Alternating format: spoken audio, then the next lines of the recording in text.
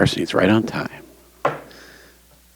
Okay, we will call to order this July 20th Issaquah City Council meeting. There are no excused absences tonight with 100% attendance, and we're going to start off with the Pledge of Allegiance. You're welcome to join us. I pledge allegiance to the flag of the United States of America and to the republic for which it stands, one nation, under God, indivisible, with liberty and justice for all. And our first item of business tonight is ID 2066, International Friendship Day Proclamation. And from the Sister Cities Commission, we're going to invite up, I think, Stephanie, Pam, Wendy, and Emily. And I will meet you at the lectern.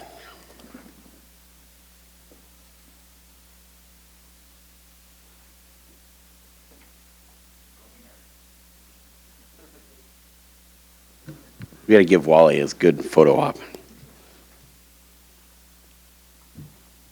Whereas the International Day of Friendship, also known as World Friendship Day, was proclaimed in 2011 by the UN General Assembly with the idea that friendship between peoples, countries, cultures, and individuals can inspire peace efforts and build bridges between communities. And whereas the city of Issaquah values its international friendships in its foremost sister cities, with Sunndal, Norway, established in 1991, and Chefchaouen, Morocco, established in 2006. And whereas the City of Issaquah Sister Cities Commission is in place to help foster the sisterhood relationships, and whereas the Commission works to increase the knowledge, goodwill, and understanding of the world through people-to-people diplomacy, education, and cultural exchange, and whereas the City of Issaquah has a long tradition of promoting diversity, equality, fairness, and friendship, whereas Issaquah is strengthened by the strong role friendship plays in building trust, promoting peace, and bringing people of different cultures together. Now, therefore, I, Mark Mullet, Mayor of the City of Issaquah, do hereby proclaim July 30th to be International Friendship Day in the City of Issaquah and invite the community to join me in celebrating and fostering friendships both locally and globally. And with that, we're going to do a quick photo, proclamation, and then we'll turn the mic over to you guys.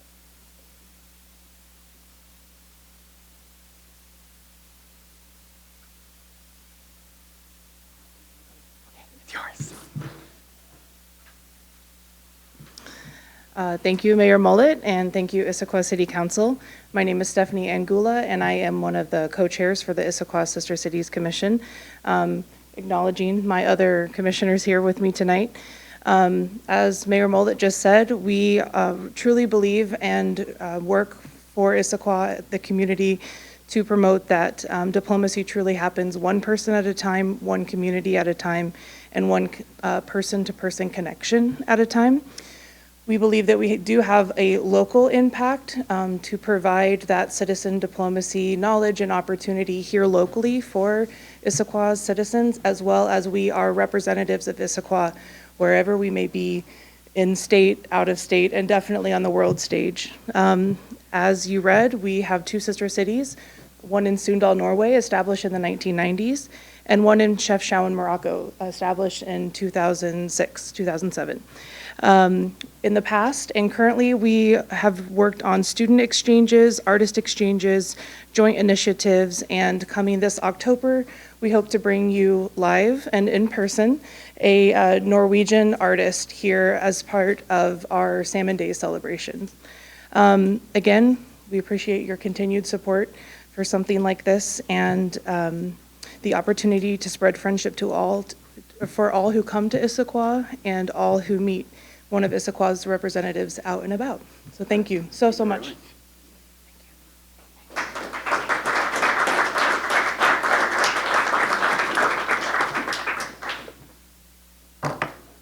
For the Sister Cities folks, the plan is I'm going to try to visit Chefchaouen the first week of May next year, so May 3rd to the 6th.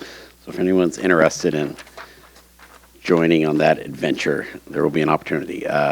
We're now on to public comments. For those of you who signed in advance, you'll be called on first. If you are on the phone, you can do *3. You can also raise your virtual hand. We will say there is one kind of funky rule right now. The council did put forward the park bond as a resolution at the last meeting, so we cannot have public comment around the park bond proposal until we have a resolution before the council at the next meeting on Monday, August 3rd. But everything else is more or less fair game. And City Clerk, is there anybody signed up for public comment? Yes, the first person is Sarah Ryder.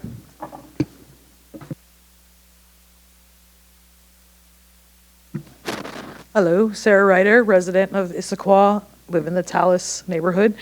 I just came to talk about the ALPRs.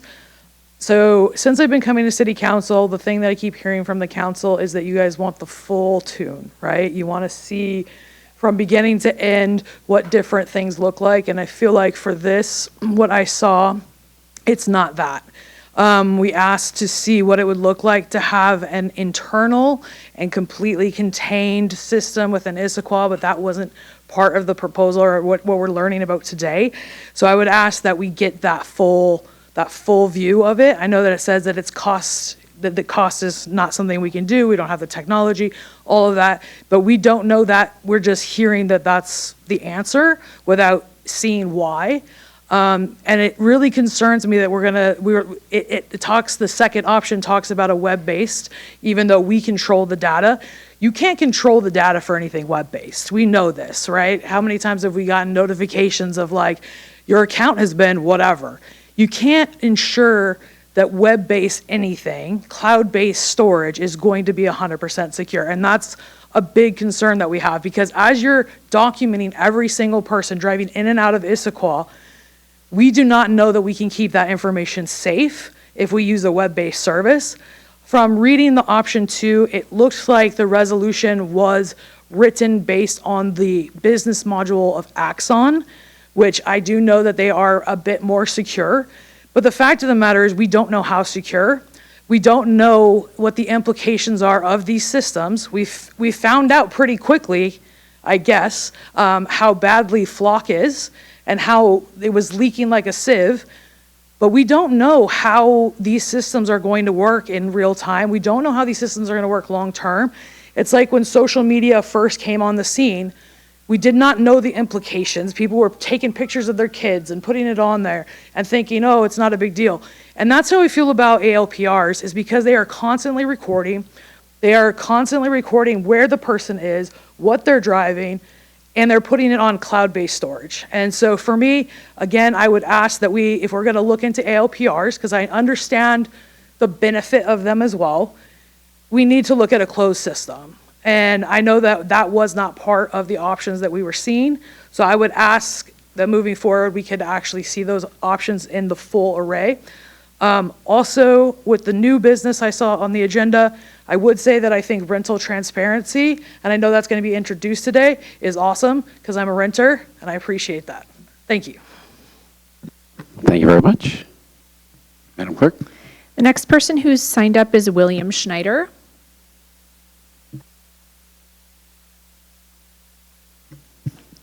For folks who haven't been before, just if you can also mention like your relationship to the city or why you're here as well. So thank you very much. Good evening, Mayor and members of the council. My name is William Schneider, and I represent the Washington Multifamily Housing Association, whose members own and operate more than 370,000 rental units across Washington, including many here in Issaquah. I'm here speaking in regards to the Rental Fee Transparency Ordinance. WUNFA supports rental fee transparency, and we are aligned with the goal behind this proposal because the renters deserve to understand the full cost of housing before signing a lease. That said, we believe this conversation has shifted since 2025 when the Federal Trade Commission took enforcement action against misleading rental pricing and began developing a nationwide framework for rental fee transparency. As a result, a significant portion of the multifamily housing industry has already adapted. Today, a large majority of professionally managed apartment communities already provide prospective renters with clear pricing information and tools to estimate their total monthly housing costs. The remaining question isn't whether transparency is important, it's where these standards should be established. We share the perspective reflected in your staff's recommendation that renters are best served by a consistent statewide or federal framework rather than a patchwork of local requirements. A renter comparing apartments across our region shouldn't have to navigate different disclosure standards simply because they cross the city boundary. For those reasons, we respectfully encourage the council to allow these broader state and federal efforts to continue before exploring a local ordinance. WUNFA looks forward to remaining part of this conversation, sharing our operational experience, and serving as a resource to the council as it continues evaluating this issue. Thank you for your time and consideration. All right, thank you very much. Madam Clerk? Davisha Aurora.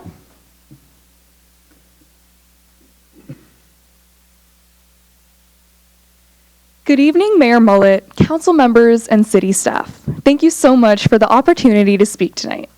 My name is Davisha Aurora, and I'm a junior in the Issaquah School District, where I've attended school since kindergarten.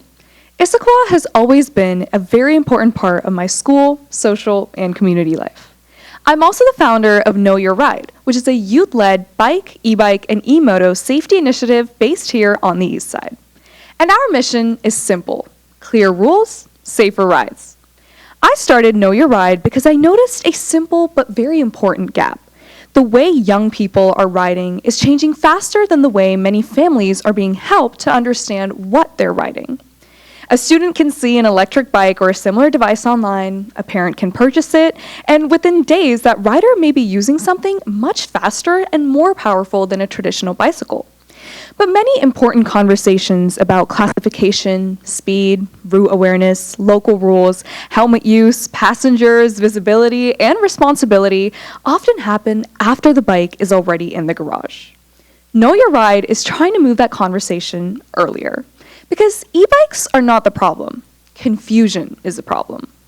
When families are unsure what they're buying, and when riders do not fully understand speed and responsibility, and when rules feel scattered or difficult to understand, safety education becomes harder to access. Through Know Your Ride, I'm building clear, youth-friendly, and family-friendly resources to help students and parents understand the ride, ask better questions before purchasing, follow official rules, and make safer decisions before the wheels move. We've created student and parent guides, bike classification resources, local rule information, safety videos, and interactive education. We've also been going directly into the community, talking with families and young riders, asking safety questions, and listening to the questions about e-bikes that people actually have. And through these conversations, one thing has become very clear to me. Most young people do care about safety, but not every rider has been given the information in a way that they can understand, remember, and use it. When concerns are raised about unsafe riding, that's why I think education needs to start earlier, before habits are formed, before a purchase is made, and before a rider enters a shared road, sidewalk, or trail. Issaquah is a community where this issue really matters. Students, families, pedestrians, cyclists, drivers, and trail users share roads, sidewalks, parks, neighborhoods, and regional trail connections. Many young people are gaining independence through bikes and e-bikes, and many families are trying to make the right choices. Clear, practical education can help turn that independence into safer decision-making for riders and for everyone who shares these public spaces. And this is where community education can really make a big difference. Know Your Ride is not about discouraging e-bikes. E-bikes can be very useful, sustainable, and empowering. But the freedom they give young riders should come with understanding.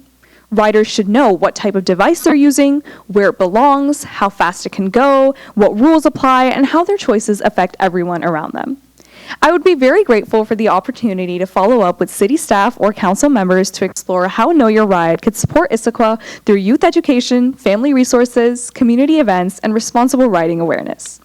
I've also submitted a draft proclamation request for a future bike, e-bike, and e-moto safety awareness week focused on helping students and families understand bike classifications, local rules, route awareness, helmet use, visibility, and rider responsibility before a purchase or ride. I understand that this would be for future review and consideration, and I would be very honored if the city would consider it for an upcoming council meeting. Because prevention should not begin only after a crash, complaint, or an enforcement concern. It should begin before the purchase, before the ride, and before the wheels move. Before a young person enters the street, there's a decision, a bike, and a rider who needs to understand what the ride carries. Know Your Ride, clear rules, safer rides. Thank you so much. Davisha, I wish I was that articulate when I was a junior in high school. That was very impressive. Madam Clerk? Elizabeth Mapan.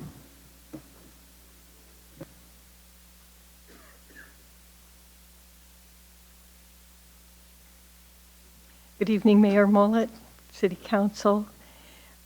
I'm here to speak to a couple of things.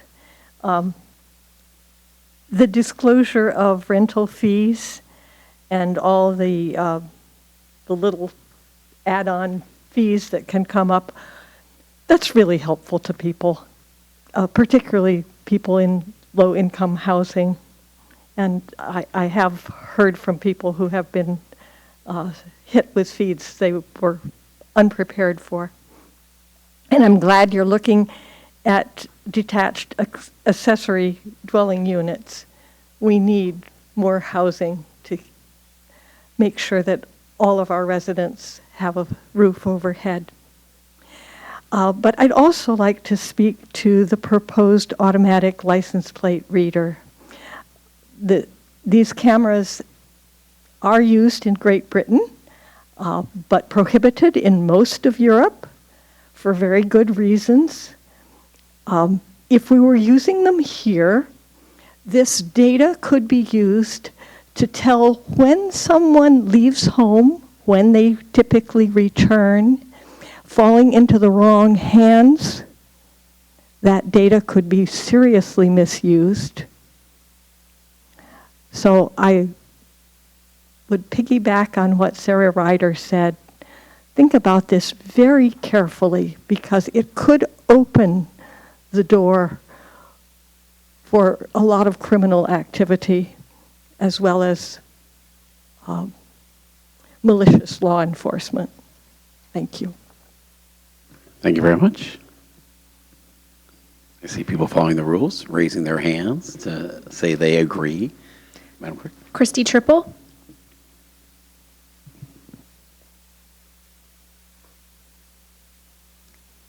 Good evening, council members, Mayor Mullet, and the city team. I'm Christy Triple with Raleigh Properties here in Issaquah. I am here tonight to talk about a couple quick things. The first is on behalf of our neighborhoods. We noticed that the APLR policy is on tonight's agenda, additional exploration. There certainly are important privacy, cybersecurity, and transparency issues that require and deserve additional attention. At the same time, we also encourage you to consider the practical implications for public safety. Just so you know, last week, one of our privately owned neighborhood security cameras, 2 cameras mounted on a single pole, was intentionally vandalized and destroyed. That's not acceptable, and it's wrong to damage private property. Resulted in thousands of dollars, and it's still too soon to tell, but the damage, if it comes out over $5,000, could be considered a felony according to the CW, which is a first-degree malicious mischief. It was intentionally done. We don't install these cameras to monitor people. We install them to protect them and to help protect them. One of our neighborhoods includes over approximately 650 self-storage units containing people's personal belongings, 2 hotels with guests that are welcome from across the region, local businesses, employees, families visiting Arena Sports, REI's headquarters, Formula Brewing, 2 auto dealerships with valuable inventory, and countless Issaquah residents who walk, bike, and recreate in the area throughout the day and evening. Our location, adjacent to I-90 and the Issaquah Transit Center, creates both tremendous opportunity and also unique security challenges. There are those who choose to do inappropriate theft, organized crime, otherwise. So it's important to use technology as one of the tools to help us keep the neighborhood safe. So I just ask, and we ask, as you continue this policy discussion, simply that you also help preserve law enforcement's ability to effectively partner with responsible private property owners. Thoughtful safeguards and accountability are important, but so is also ensuring our police can continue to have the practical tools to do their job. Lastly, I submitted written comments on behalf of Raleigh Properties regarding the proposed rental fee ordinance for vote to add to the city's work plan. We appreciate the council's commitment to promoting building investment and would encourage applying the same lens here.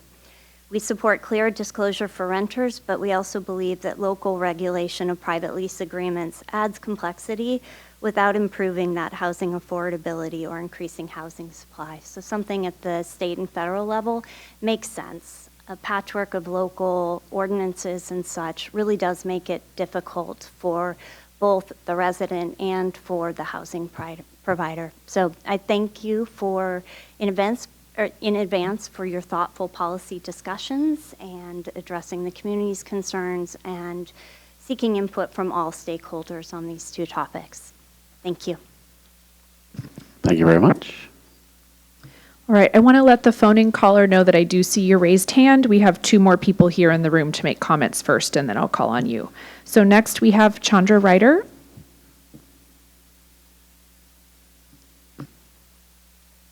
Good evening. My name is Chandra Ryder, and I live in the Dallas neighborhood. And I apologize in advance, I'm not feeling great tonight, so I will be a little all over the place. I wanted to first comment on the new business that's being proposed. I see this from both angles, and so I will simply say I look forward to hearing the conversation and whether it's decided to be taken up as a city issue or being added to the state agenda. I think it is an important consideration. As a longtime renter, I'm grateful to now be in a place where those extra fees may not make a difference between whether or not we can afford housing or not. We've spent most of our adult lives in that position. So that is something that is very near and dear to our hearts, and we want to make sure that renting is affordable for as many people as possible. I also want to thank the city and the council for all the work that's been done on the ALPR so far. I read through the proposal. There's some things that I like. There's still some things that concern me, mostly surrounding the cloud storage. As my wife and other people mentioned, we don't need to hash that out. There's serious concerns with that. What I will add to those concerns is that we're taking data from folks, tens of thousands of cars every day. We don't know if it can be secured on the cloud. We can't guarantee that unauthorized access wouldn't happen. And that data can also then be connected to the DOL, not directly, but indirectly. And I've personally been hacked in part of security breaches from the state DOL 2 times in the last 5 years. So that connection is very concerning to me. The more that we put on the cloud, especially as city and state organizations, I think the more concerned we need to be about that security. And I don't think that a great solution has been brought forth by anybody to date of how to keep that data 100% secure. So I understand that there's cost savings by doing a cloud-based solution. I understand that self-hosted brings up the costs exponentially. I also think that that is something worth exploring to see if we can help push some of these companies to create more of a self-hosted solution that maybe bridges the gap between being fully self-hosted and some of these cloud-based solutions. With that, I understand that there's procurement processes from the city. The city mentioned this in the proposal.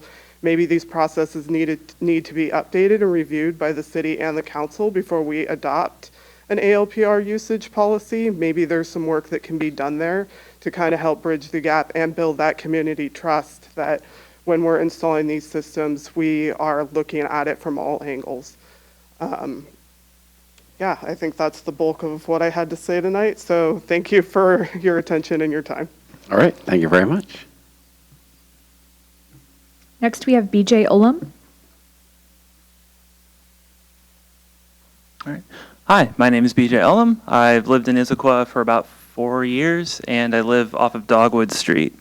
So I'm here mainly to talk about the ALPR proposal, and again, I also saw some things I liked and also other things that caused me concern.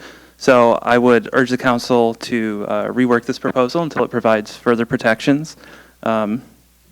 Specifically, I was disappointed to see that the proposal does not address a number of points that were in the petition that around 200 people signed, such as only retaining data known to be related to a crime or excluding faces. It also specifically puts forth a contrary measure with the cloud-based solution as opposed to locally hosted and operated solutions, citing cost, but then it also says later that no in-depth costs analysis has yet been performed. The report also characterizes the addition of ALPRs as increasing public safety, but it doesn't really substantiate that claim. From what I understand, most studies are broadly inconclusive about whether these reduce crime. And then also, there are a lot of widely reported instances of misuse and failures around these technologies. Like LAPD just let their contract expire because it led to, I think, 161 high-risk stops that were falsely flagged over a period of like 2 months. So, and finally, the report seems to be written from the point of view that ALPRs should be pursued and that we should be willing to sacrifice safeguards for savings in order to get them. Personally, I think that that's backwards, and it surprised me in a climate, a regional and national climate that seems to have grown much more skeptical about this technology, the companies that make them, and the vulnerabilities that they do introduce into communities. So I urge the council to strengthen the safeguards and only pursue ALPR systems if they find one that meets those safeguards. Thank you. Oh, and also I too support renting transparency. And as a renter, I would find it confusing if I got surprise fees, not if Issaquah had a higher standard than other places around here. So thank you. All right, thank you very much. Are we going to the phone now? Yeah, we have a phone-in caller with the last 2 digits, 14, your phone number. I'm going to go ahead and unmute you now. All right, you are unmuted.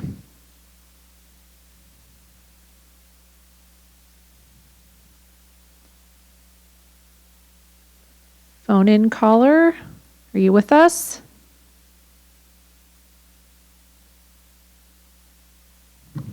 Going once, going twice. Oh, Hi, this is Steve. Can you hear Here we me go. okay? you're a little faint, Steve. Okay, I'll try to be bold here. So I'm calling not so much about the Issaquah Parks bond, which I understand is not open for discussion at this point, but just to talk about my posting as the con committee.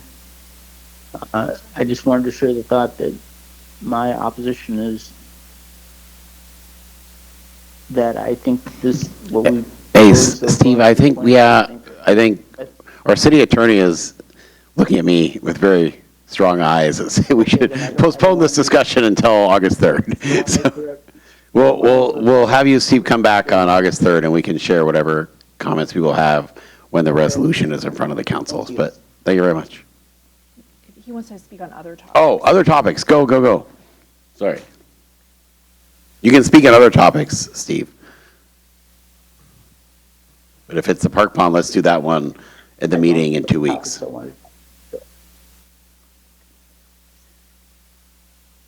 Okay, we're going to... No other topics. Steve, okay, we'll come back. We'll hear from you in 2 weeks when we can have that park pond public comment period.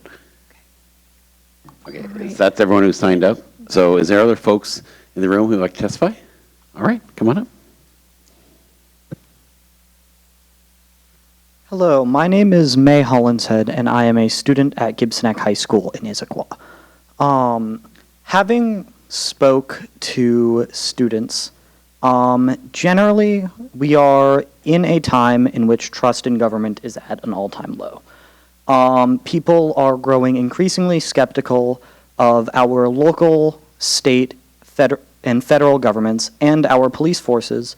And I feel that ALPR cameras would not improve that trust, but rather weaken it. People are generally quite scared of this technology and a lot of the things it can do for a myriad of reasons, one of which being cloud storage. So I feel like this technology should be looked at much more skeptically than it is, as Issaquah is generally a pretty safe place. I can't say off the top of my head, but I cannot remember the last time a violent crime has occurred.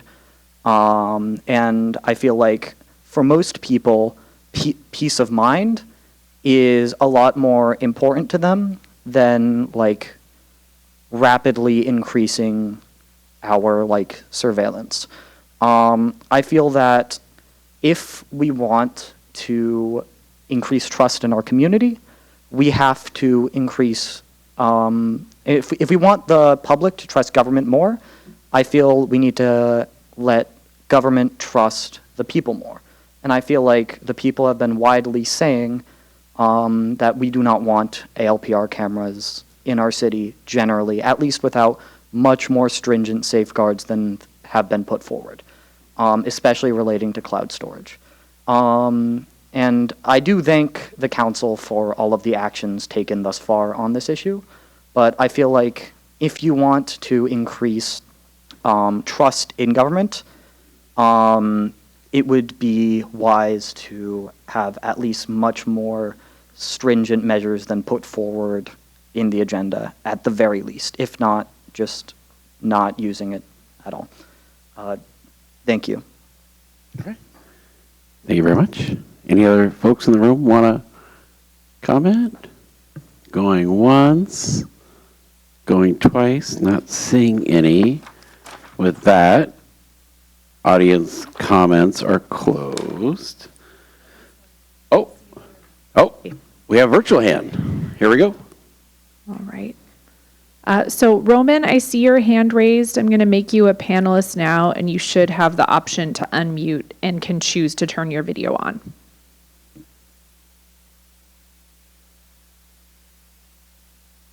Hey, I'm Roman Pledger. I've been a resident in Issaquah Highlands for over 10 years, and I'd like to address a concern with the ALPR usage in the city right now. So the city of Issaquah itself does not operate any license plate readers, but many flock cameras have been installed around the city that have been operated by businesses and HOAs. And some of these cameras are pointing on public streets, and one of the things I think would be a great idea would be to institute some kind of measures where these businesses have to apply for permits, or some kind of ordinance exists to make it more difficult for businesses and homeowners associations to get their own cameras. That's all I wanted to say. Thank you. All right. Thank you very much. You have hands raised in the room. Okay. Now, going once, going twice, going 3 times. Audience comments are now closed. We will now move to the consent calendar. I have no remarks on the consent calendar items. I'm looking to see if committee chairs have any remarks on the consent calendar. So this calendar was distributed to the council in advance. If authorized, the items on the consent calendar be considered together and approved by one motion. Have the payables and payroll been reviewed? They have. Okay, that is affirmative. Does any council member want to remove any items from the consent calendar or consider it under regular business? Not seeing any, is there a motion? Council President Martz. Mr. Mayor, I move we approve the consent calendar as recorded this evening. Second.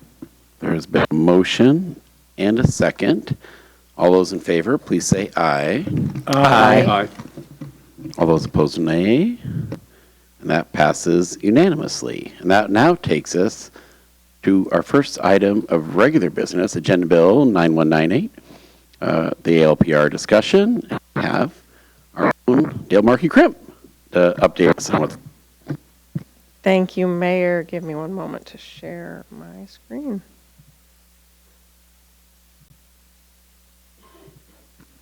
Dale, who knew in January that you become an expert in ALPR technology by July of that same year? I say this about things all the time. It's one of my great pleasures for anyone familiar with a Clifton Strengths Finder. One of my top 5 strengths is input, which means a deep joy in learning about new things. So I've picked the right, finally picked the right course of work, I think. Thank you, Mayor. Thank you, City Council. Dale Markey Crimp, Assistant to the City Administrator. And I am here tonight to support your discussion and consideration of automated license plate reader technology. I realize that while we've had many of these folks in the audience who have stood up to share their perspectives on ALPR, this will be the first actual council discussion this year. I think the robust discussion, I hope, this evening. Tonight is not a request to authorize any camera technology, to select a vendor, to buy a server, or even to approve a policy, which maybe for some folks was a little bit of a disappointment today. But tonight is a policy discussion. Earlier this year, City Council asked administration to return with policy options around governance for ALPR technology before any future deployment of this technology. Over the past several months, maybe not since January, but shortly after, staff spent time researching the new state law, meeting with technical experts, meeting with community members, with business members or business owners, evaluating different technologies and vendor capabilities at a high level, and considering some of the alternatives presented by the community and by city council members. Tonight, the administration is seeking policy direction on where, if anywhere, you'd like the administration to continue developing a policy and an ordinance. I've got two objectives tonight. I want to be clear with you what they are. First is to update you on the work completed since you passed Resolution 202613. And second, for everyone that wasn't there for that evening, which was pausing the deployment of ALPR technology and before a policy is considered and passed in an ordinance by the council, as well as authorizing funding for TASER technology, which you will be happy to know I have submitted the application for. So hopefully we're just waiting, bless you, to hear back. And the second objective, to determine whether the council would like the administration to continue developing any of the options presented tonight. So specifically, the administration we're not presenting, as has been said many times, a fully developed policy, and thus we are not asking for you to adopt a policy this evening. We're asking whether there is sufficient interest by the council in continuing to commit further staff time to develop one of these approaches into a policy and ordinance for your future consideration. And if there are specific dimensions within any of those options that the council would like the administration to focus on further in policy development. At this point, I think most people in the room, and I think the folks on the dais, have at least some familiarity with automated license plate reader technology. So I'll try to keep this slide brief. The important point is that ALPR captures license plates and certain vehicle characteristics and is not intended to capture driver or passenger images, and compares that information. It creates a readable image, and then it compares that readable information against authorized databases for public safety purposes. The resulting data may also be searchable for investigations depending on how the system is configured. One of the biggest changes since the council, this council first discussed ALPR is that Washington State has now adopted its first comprehensive statewide ALPR law. This state law is the most robust ALPR policy in the country. And the complete scope of its impact, we still don't know, as it is still quite new, and its adoption did effectively curtail a number of local governments' use of ALPR technology. ESSB 6002 establishes a statewide floor. It regulates who may use ALPR, how long data can be stored, where cameras cannot be put, when information may be shared, different audit requirements, annual reporting, and criminal penalties for the misuse of data. So tonight's discussion isn't really about should ALPR be regulated, but it's about whether Issaquah wants to go further in that regulation. One thing I would like to emphasize is that the city does not currently operate any ALPR cameras. As pointed by the speaker, there are a number of private cameras, but the city does not currently operate any. And we've never owned or operated Flock safety cameras, which are the company that's been brought up repeatedly. prior to the recent state law, the police department was granted access to privately owned cameras through hot list notifications and query access, and the new law effectively ended that practice, and the city terminated its memorandum of understanding with Flock earlier this year. So again, today we've got no ALPR program. Okay, I know the font on this slide is small, but unfortunately, I think this slide provides the information that's really hopefully at the heart of the discussion this evening. So the new state law answers a lot of questions, but there are still many areas where local governments retain a level of policy discretion.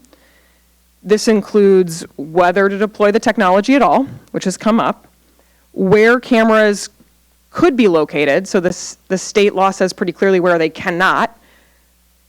The local level could decide that there are additional locations where they cannot be located, or you could decide that there are very specific locations where it can only be located. The length of data retention, so the state law sets a foundation, but we've heard from the public, and I've heard in some of my research, that a shorter retention period is something that could be considered.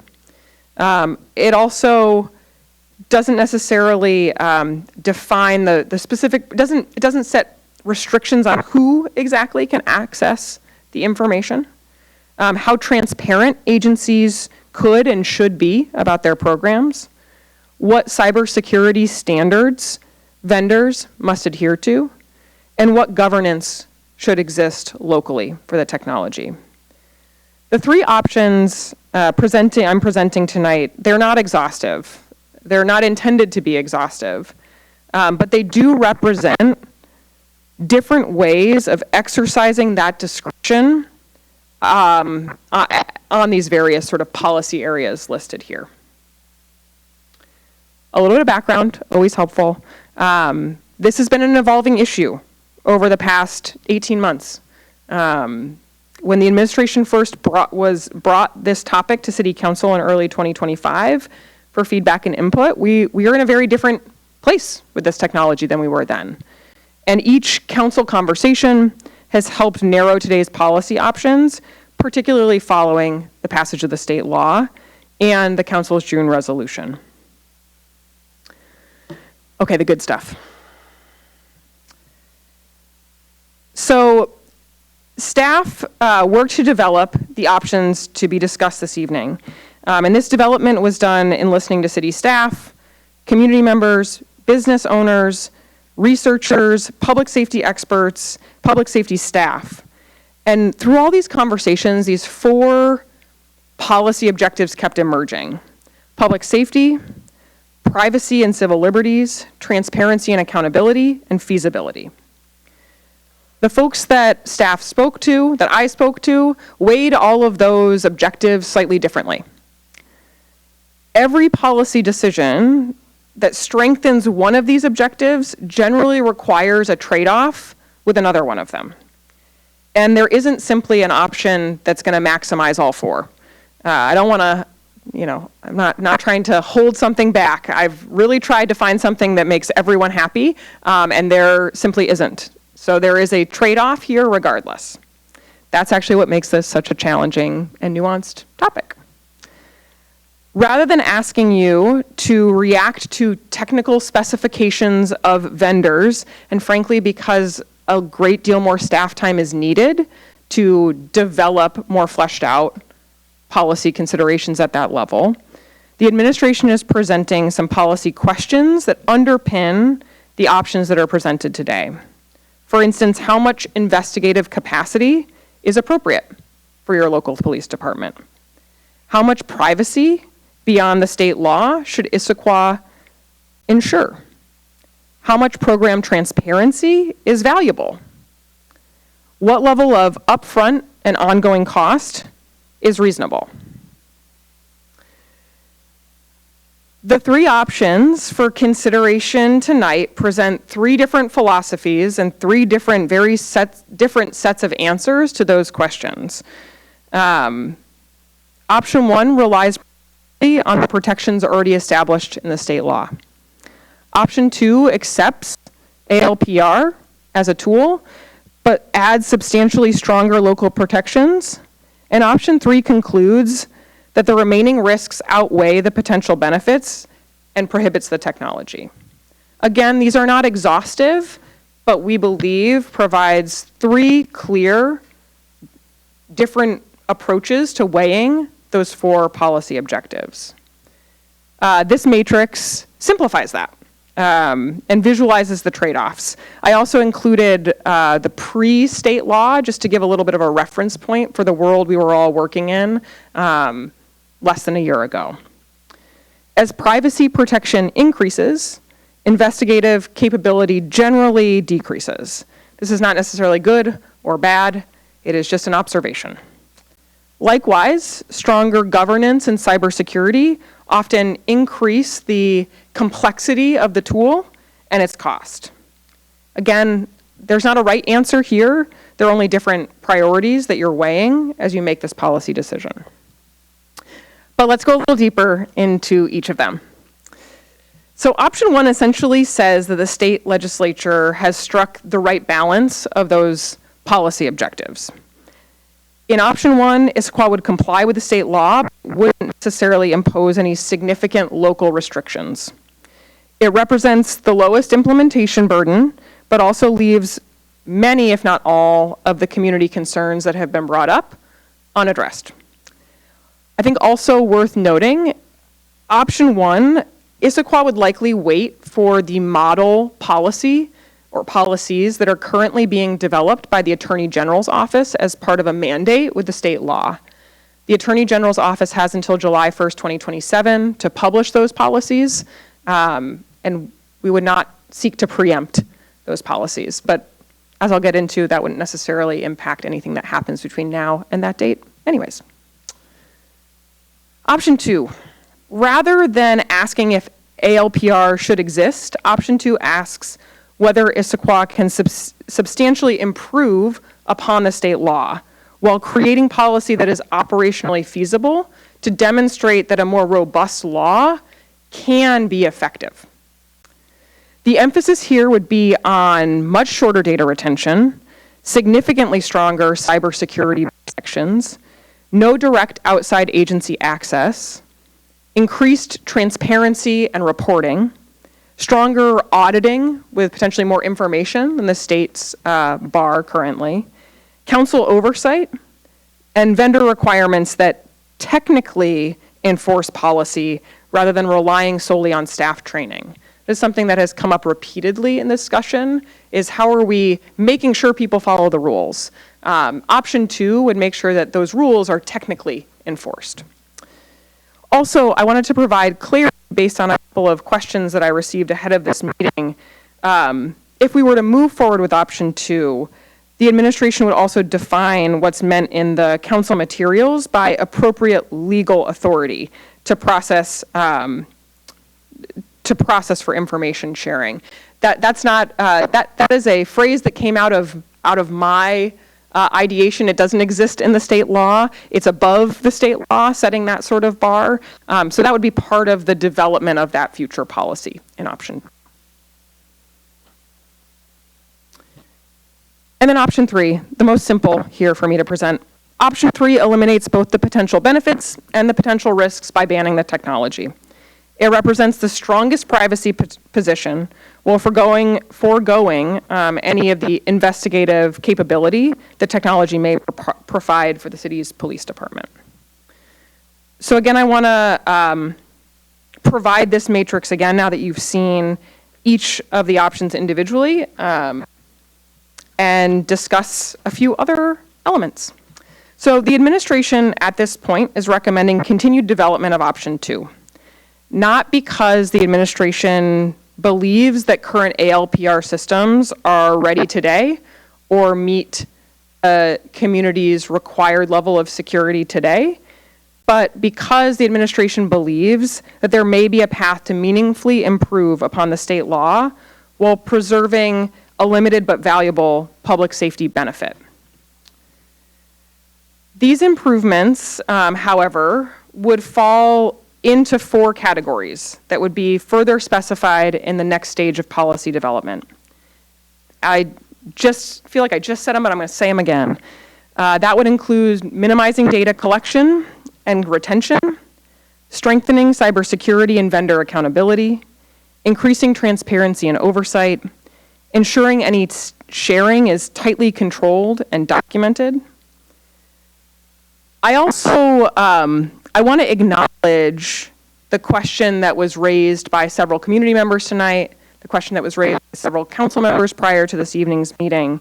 What about the on-premises hosted system? And we did evaluate this concept. Specifically, we concluded that it was technically possible, but operationally infeasible with the city's current and anticipated information technology division operating model, staffing, and philosophy to systems support and management. It wouldn't be as straightforward as purchasing a server and hiring a person. Not that those things are straightforward, I should add. An option with a local closed loop on-prem server would likely constitute an entire reprioritization of our IT division, and runs in a totally counter way to how they currently pursue the security of even our most sensitive data, our financial data, the addresses and names of our residents. As part of the outreach to community members, to experts, I asked if there were any conceivable what's a conceivable in between? Can we find something that is still a vendor system, but could we host it in a closed loop cloud? Another thing I didn't think I'd learn about is a lot of IT stuff. That I really avoided that in my education, but I feel like I've learned a little bit in the last few weeks. There are some intermediate approaches that exist. There are some vendors that provide on-premises, I feel like I'm talking like I know what I'm talking about, on-premises options. One of the challenges with that is that even if it is on-premises, it is not necessarily secure to the degree that I think we might believe by just having the physical infrastructure here, it would be secure. Also, a lot of the on-prem the vendors that provide an on-prem solution don't necessarily provide them in the United States. They provide them in Canada. Canada has some country-level laws that are more forceful in regulating vendor behavior than our country currently has, or even that our state currently has, even though I said our state's law is the most robust on the books. Also, there are a couple vendors, narrowing them down, that do provide on-prem solutions, and cities across the country that have adopted them, but then have found that the on-prem solution is really difficult to manage and have actually moved to a managed solution with that same company. Richmond, Virginia is one example of that. So they had an on-prem solution with one of the vendors out there, found that the uptime of their tool was only at about 55% when they were managing it themselves, and chose to move to a managed solution with that same vendor to increase the uptime of that program, so that the uptime from, again, my very armchair IT knowledge, is the time a program is, or a system is available. There are a couple other cities, I believe, in the region that use that vendor. I could not deduce from my research ahead of talking to someone directly whether they use their on-prem or their managed solution. So again, this is something that, yes, you can see on the internet, someone uses this company, but are they using the hybrid cloud version, or are they using the on-prem version? And that would require some additional research. So I didn't want to neglect that in our conversation this evening. Whew.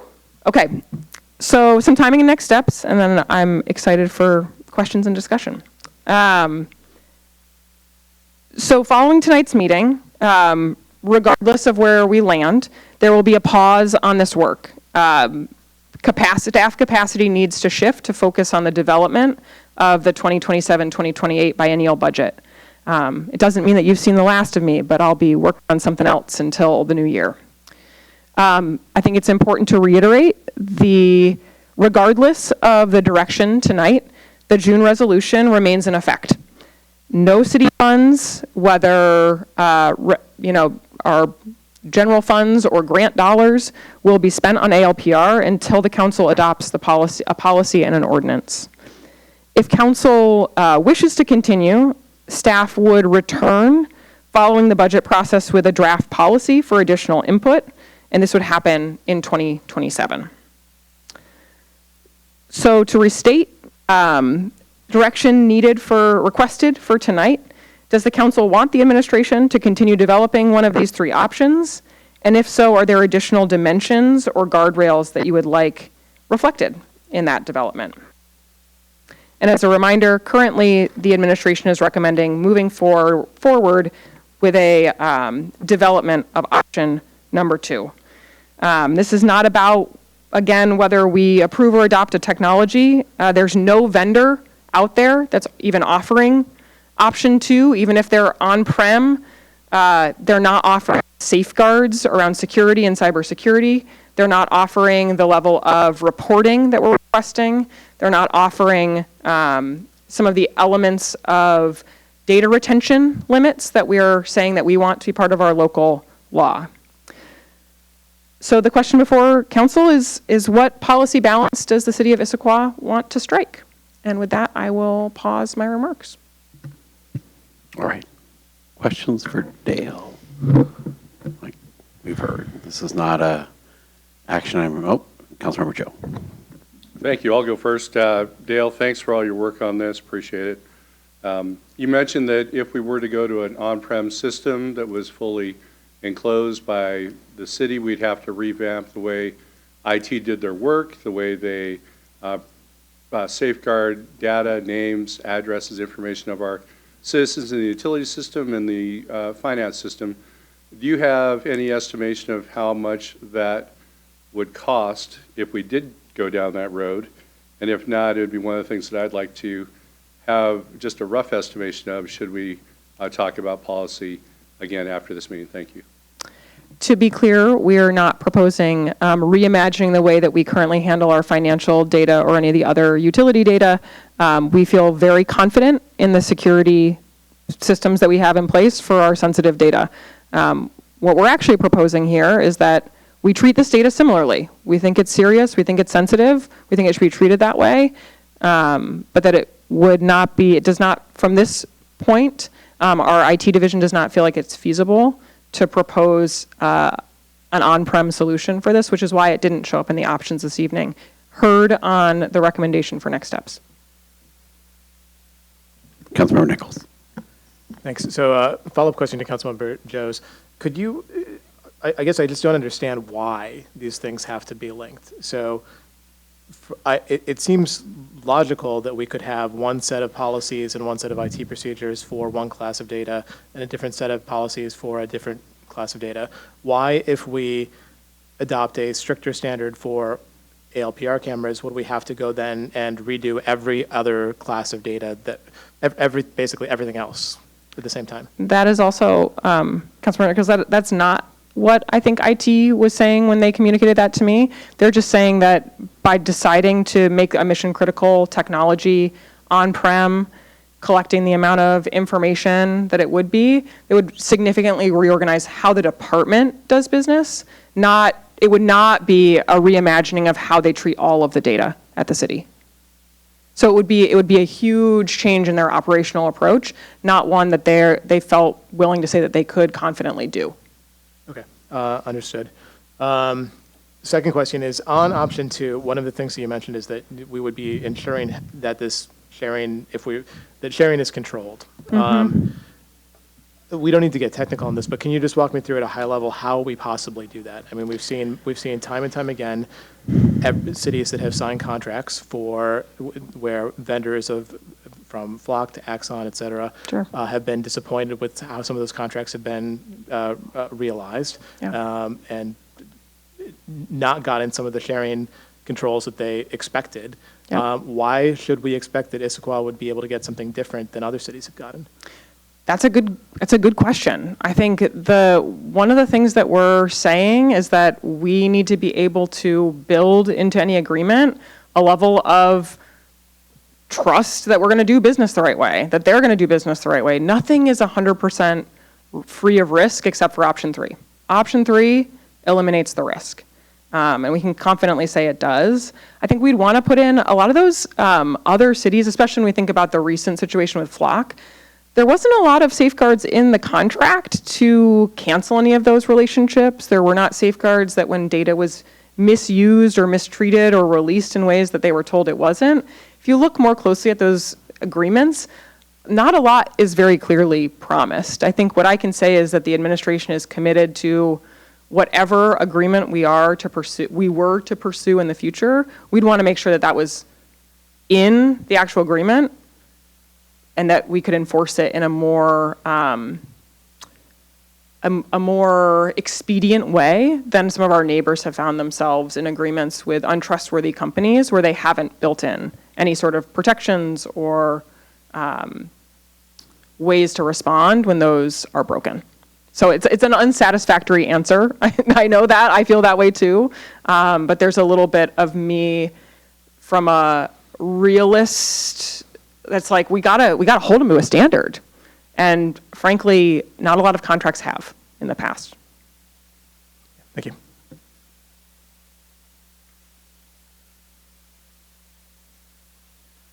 Yeah, okay, not seeing any other questions.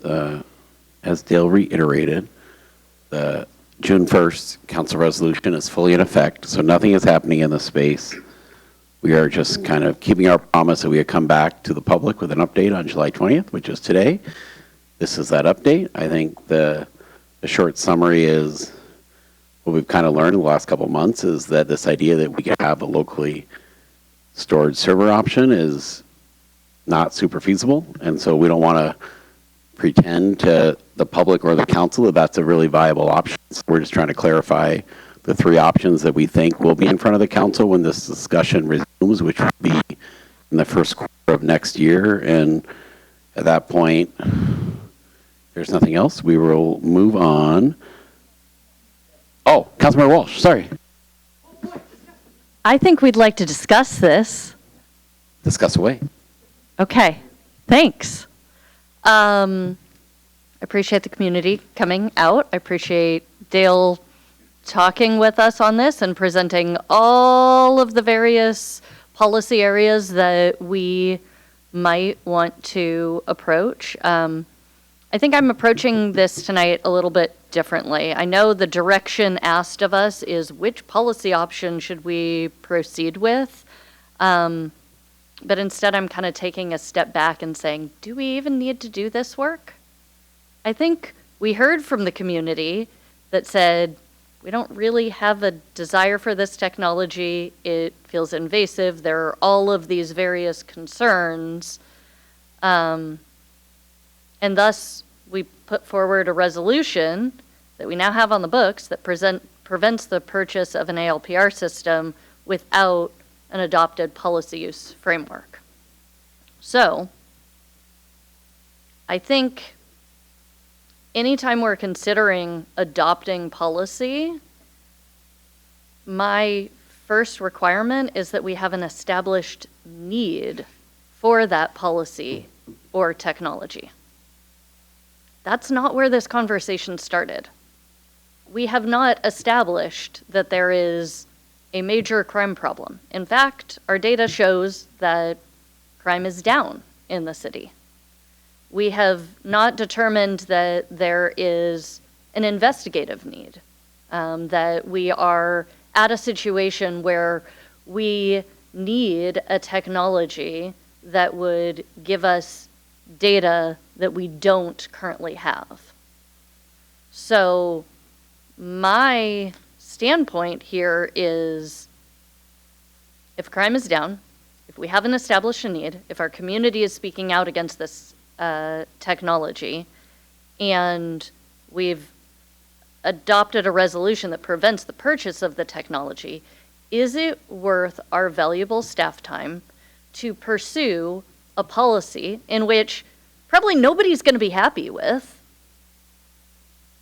when we don't have the funds to even purchase such a system? We don't have council members rallying for this.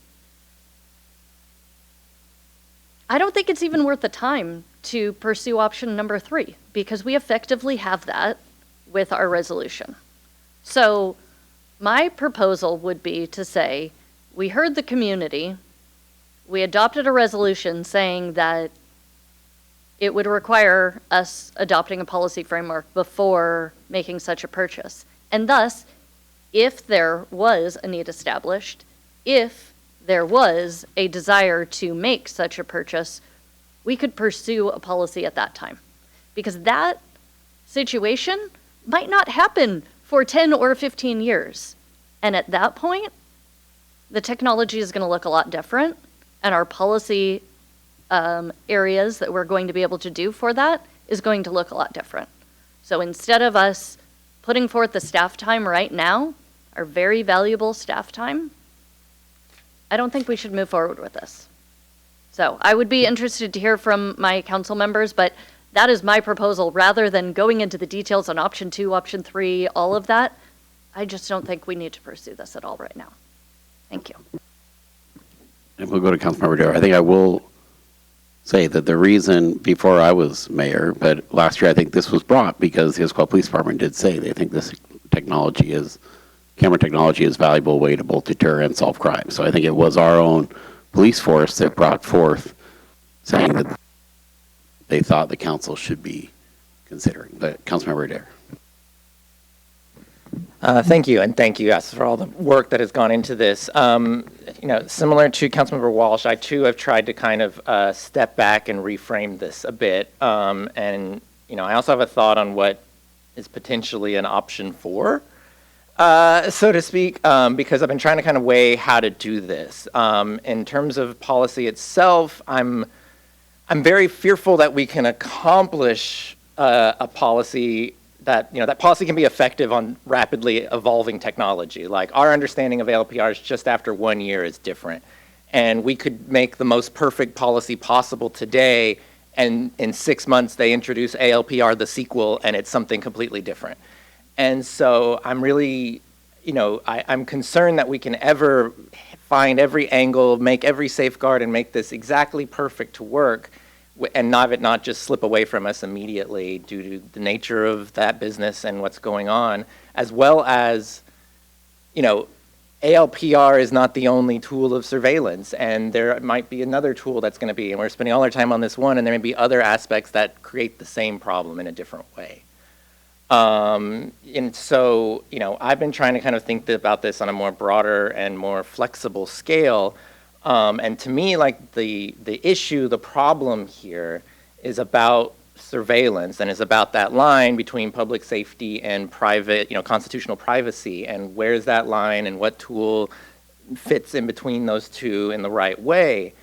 And so for me, I've been kind of thinking about this, if there is a policy to develop that's about surveillance as a whole, a policy that stating that any and all surveillance tools, no matter the type, no matter the cost, that if the city wants to install them, if the police want to install them, there has to be a notice to the public, a public hearing to the public, and council agreeing to it. Essentially saying that in order for the public to be surveilled, the public has to agree to it. And that we create something that's more broad like that can pick up ALPRs, but also whatever else may come. In practice, the IPD says they want this tool. Okay, and maybe they found a version of it that does meet what the public says. All right, come bring it to us. The public will hear about it, vet it, we'll all look at it, and then, okay, you can do that or you can't do that. Or maybe there's a version that ALPR, one specific community in Issaquah wants it and has a reason for it, and so we decide, okay, then in this one spot, fine. But I've been thinking about this, that I feel like we need to be broader and more, broader but also flexible with this type of a policy, and something along that lines may be a more effective tool to do this than to try and find every technical nuance of this specific technology. So that's how I've been thinking about it and what I think is a way to go. And then I will also just throw out, as we're going forward and whatever decides today, as chair of SSP, I'm also fine with anything going there to be vetted and discussed should that be where we go. So just putting that comment out there. Thank you. All right. Councilmember Boyd? I would be very interested in exploring that option 4. I really appreciate expanding the view of this. I think the way I've framed it, and maybe this is an oversimplification, is of what it seems like in the options of there's a bit of a price range that comes with them, and the unspoken option that, you did look into of having our own closed loop system that was heard echoed in the public comments of what so far it seems based off of public feedback would be what the community would feel most safest. And that comes with, in addition to, internal IT shifts that we're not even sure if we can do a bigger price tag. And I am looking at this as what is the price of our privacy for not just our residents, but folks doing business here, coming in and out of town. And that's weighing on me heavily in this discussion. And so agree with Councilmember Joe on, just the rough number of that, because that is the price of, and I understand that still does not get us full privacy, but I think it might get us a greater amount than what we'd have with any other option. So, and thank you so much for all the work that you have done into this and now become an expert on. Councilmember Nichols. Yeah, once again, echoing the thanks, Dale. I appreciate you digging into this and look forward to your future IT expertise and how else we can use that as a city. So thank you for learning. Just to be explicit, I will say I am definitely against option number 1. I will be a no on that no matter what. Option number 2, as presented, I would also be a no on.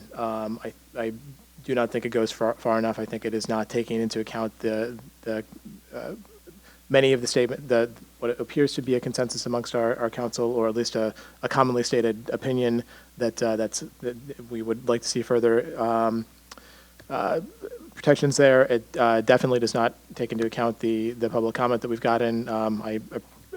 When I see a petition with 200 signatures on it, I'm going to read it, and I understand what's in that, and that it's not what's in option 2 as currently stated. I'm a little disappointed that we're not able to further explore something that would involve further local control. Though if this is truly the administration's belief that this is infeasible, I'm willing to take that on face value. So that leaves us with option 3 and now option 4 as it's been presented.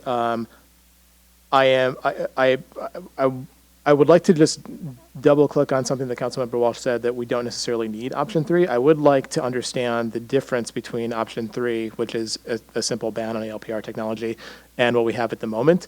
Perhaps it's reasonable to interpret our existing resolution as an effective indefinite moratorium on ALPRs. I'd like feedback on that. If that's true, I'd also appreciate the city attorney's perspective on that as well. So that's a question. I know it's past questions, but hopefully I can get that in. And then finally, just on on Councilmember Adair's point of a more higher level look at surveillance technologies overall, I think that's a really interesting and good idea. That could allow us greater flexibility. And importantly, it would also, especially if we add a public hearing component into it, would definitely allow public notification and allow for the public to be notified and informed well in advance of any possible application of new surveillance technology. So I think that's something that would be very interesting to discuss and understand further, and how we might be able to use something like that. So I'm also in favor of that as another way that we could potentially take this that might be broader. But I guess first is my question. If we're restricted to option 1, 2, and 3, option 1's out for me, option 2's out for me. This is for my own vote at least. Option 3 I'm potentially fine with, though I do want to understand if to Councilmember Walsh's point, is there any difference between a formal ordinance prohibiting them and the state that we are in now? And I'd appreciate both your perspective and the city attorney's perspective. From my perspective, there is not, but I will call a lawyer here for a second.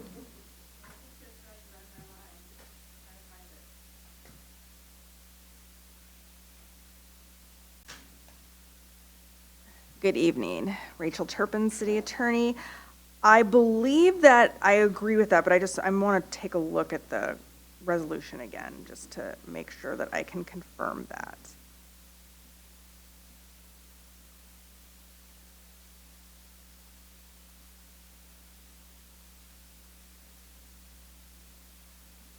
Yes, Section 4 of the resolution provides that prior to any future expenditure of any city funds, grant funds, or any public resources for ALPR technology, the council will by ordinance authorize and regulate such activity. So we can't implement that type of technology without a future ordinance. So it is, I guess it would be a bit redundant to do an ordinance to you, but there's obviously nothing, you certainly can. Okay, understood. Yeah, so with that, I would agree with Councilmember Walsh that perhaps we don't need to spend any more time on this.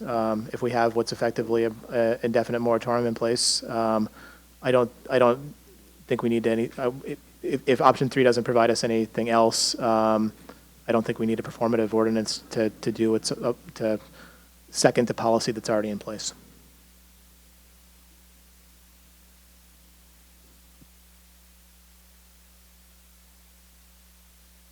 Any other discussion? Deputy President Jane? I have a lot of different thoughts, so it might be a bit all over the place. But first of all, thank you so much to Dale for your deep dive on this and your wonderful knowledge of information technology, which I'm sure was not what you expected when you first took this job. So I agree with, with any decision or policy decision that we're making, and, there's some other ones later on where I think we need to start with, what is the overall goal, right? I think our overall goal is public safety, but there are many different definitions of public safety. Supporting our police is a very important piece of public safety, but it is not the only piece of public safety. And given what we've seen in our city this year, where there have been as many people being taken by ICE from our streets as cars being taken, i.e. stolen cars, I do think, it's a legitimate trade-off between, the privacy is a key component of public safety. And I think for me, given that my family is from China and seeing how surveillance has been used in really scary ways, where anyone who attends a protest, has attended a protest against COVID lockdowns or whatever, gets disappeared. That's something that really weighs on me, and I don't want to see us as a country heading in that direction. So in that vein, I do think, we need to take very seriously. I also understand that, giving our police department the tools to be able to, find stolen vehicles, react, be more proactive with responding to things like that is also, a totally legitimate use of technology in public safety, but I think it is a really important trade-off for us to consider. So I think, when we're talking about local servers versus cloud data, I think I've also been spending some time thinking about, okay, what are the most sensitive data things that exist, right? Like medical records. What are some of the contractual, or how do they do that? I think there's actually, because of all this data center debate, I've learned that apparently a lot of hospitals have on-premise data centers to store people's medical records. My sense is there's also some hospitals that use some sort of cloud-based solution, but that's completely locked down. And actually, this can sometimes be problematic when it's difficult for providers to share data with each other. So they almost have the inverse of the issue with ALPRs. So I do think with cloud data, there are totally varying different levels of security, and if we were to go down that path, I think it would be worth considering. I do think, though, this is just such an extraordinarily complex issue, and given all the challenges with we have to figure out our budget for next year, and that's going to be really challenging. I agree with this concept that I don't think it necessarily makes sense for us to spend a ton of staff time right now.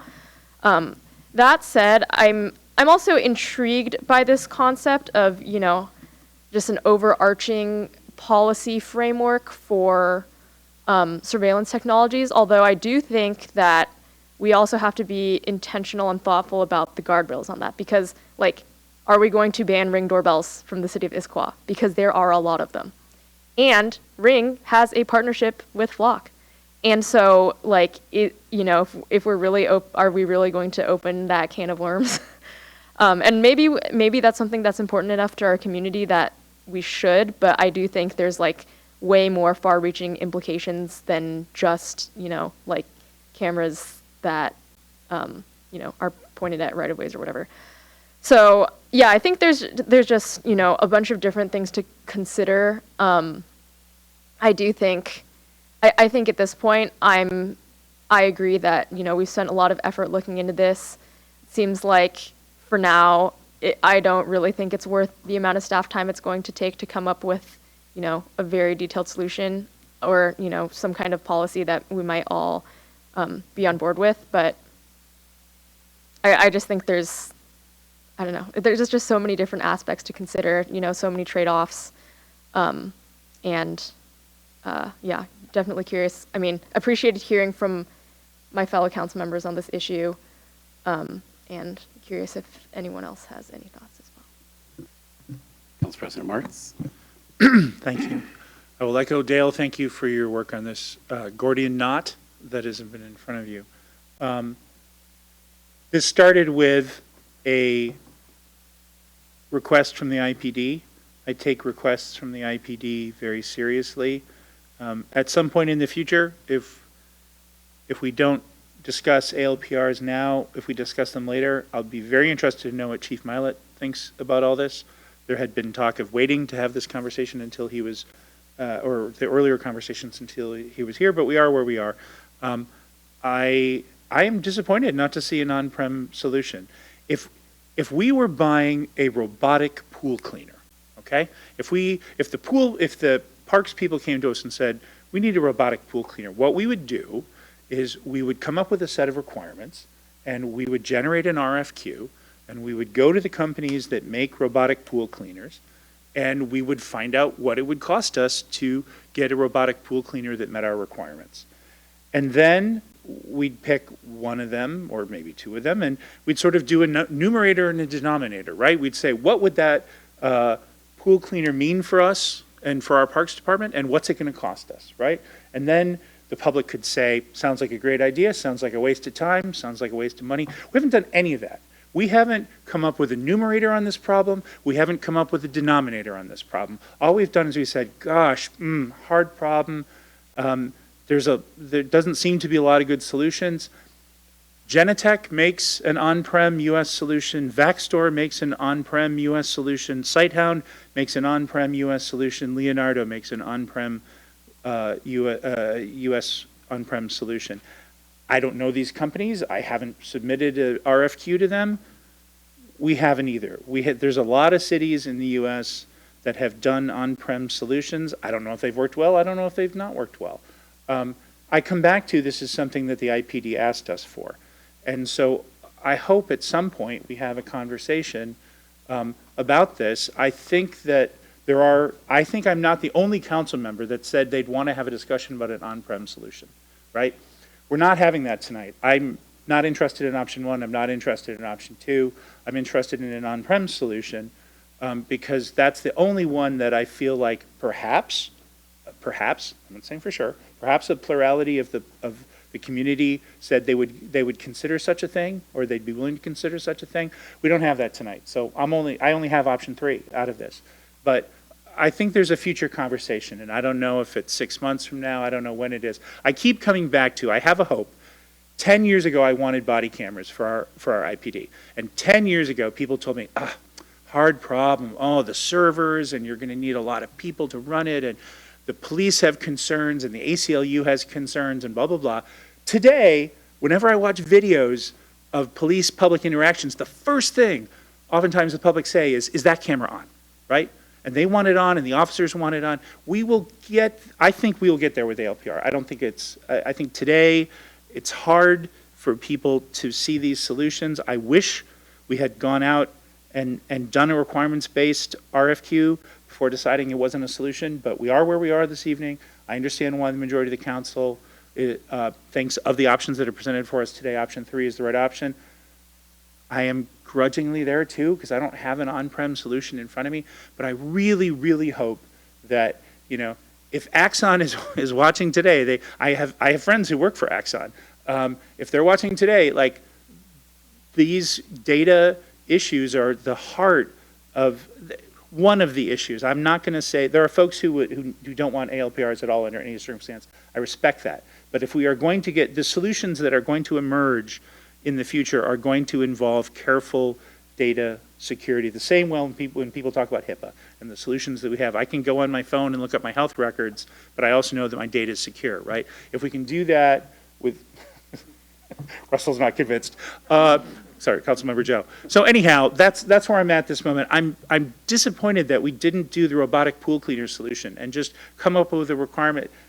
People on this dais, I personally said, wanted to look at on-prem solutions, but without an on-prem solution, I'm with everybody else that option 3 is the way to go. Thank you. Okay. I think that concludes. Oh, Councilmember Joe. Yeah, no, thanks.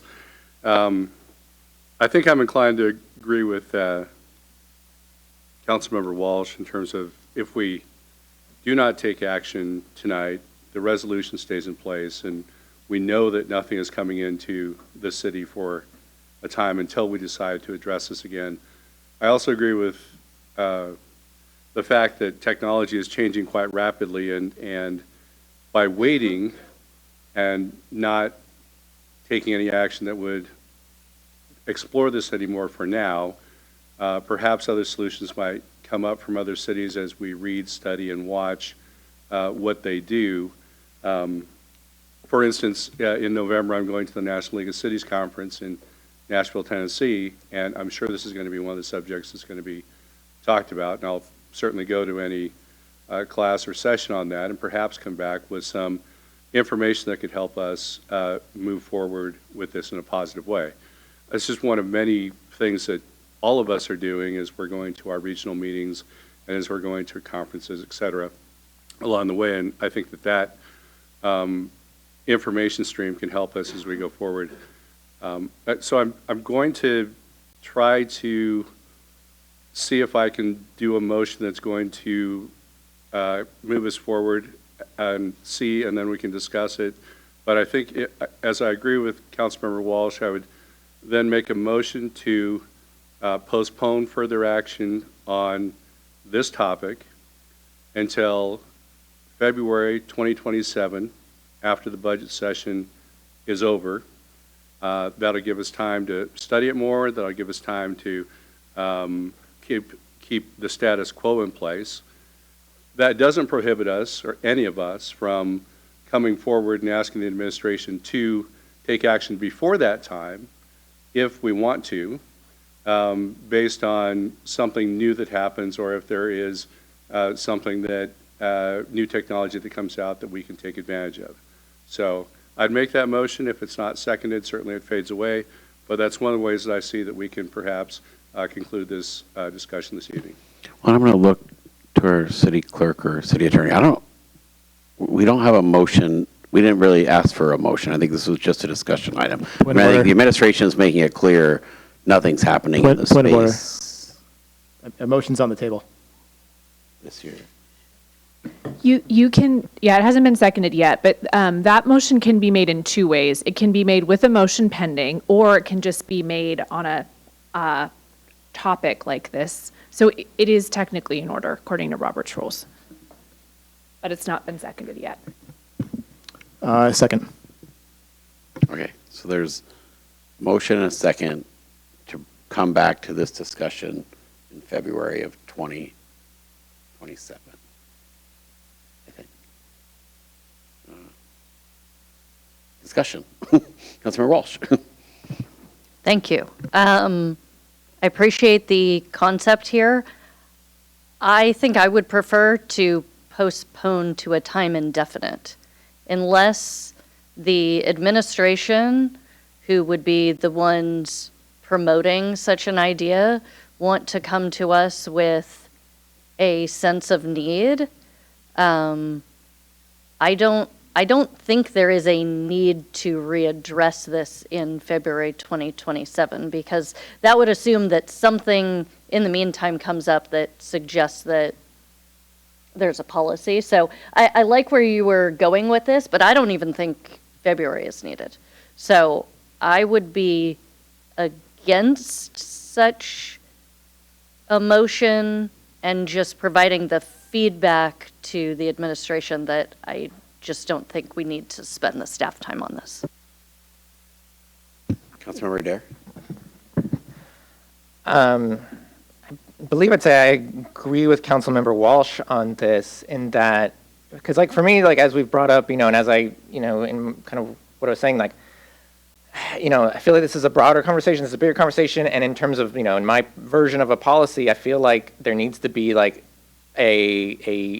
since we've made it clear that the current books say no ALPRs can be introduced in this city, then the next step is for the administration to have some version of it that it thinks is needed or viable or addresses the needs.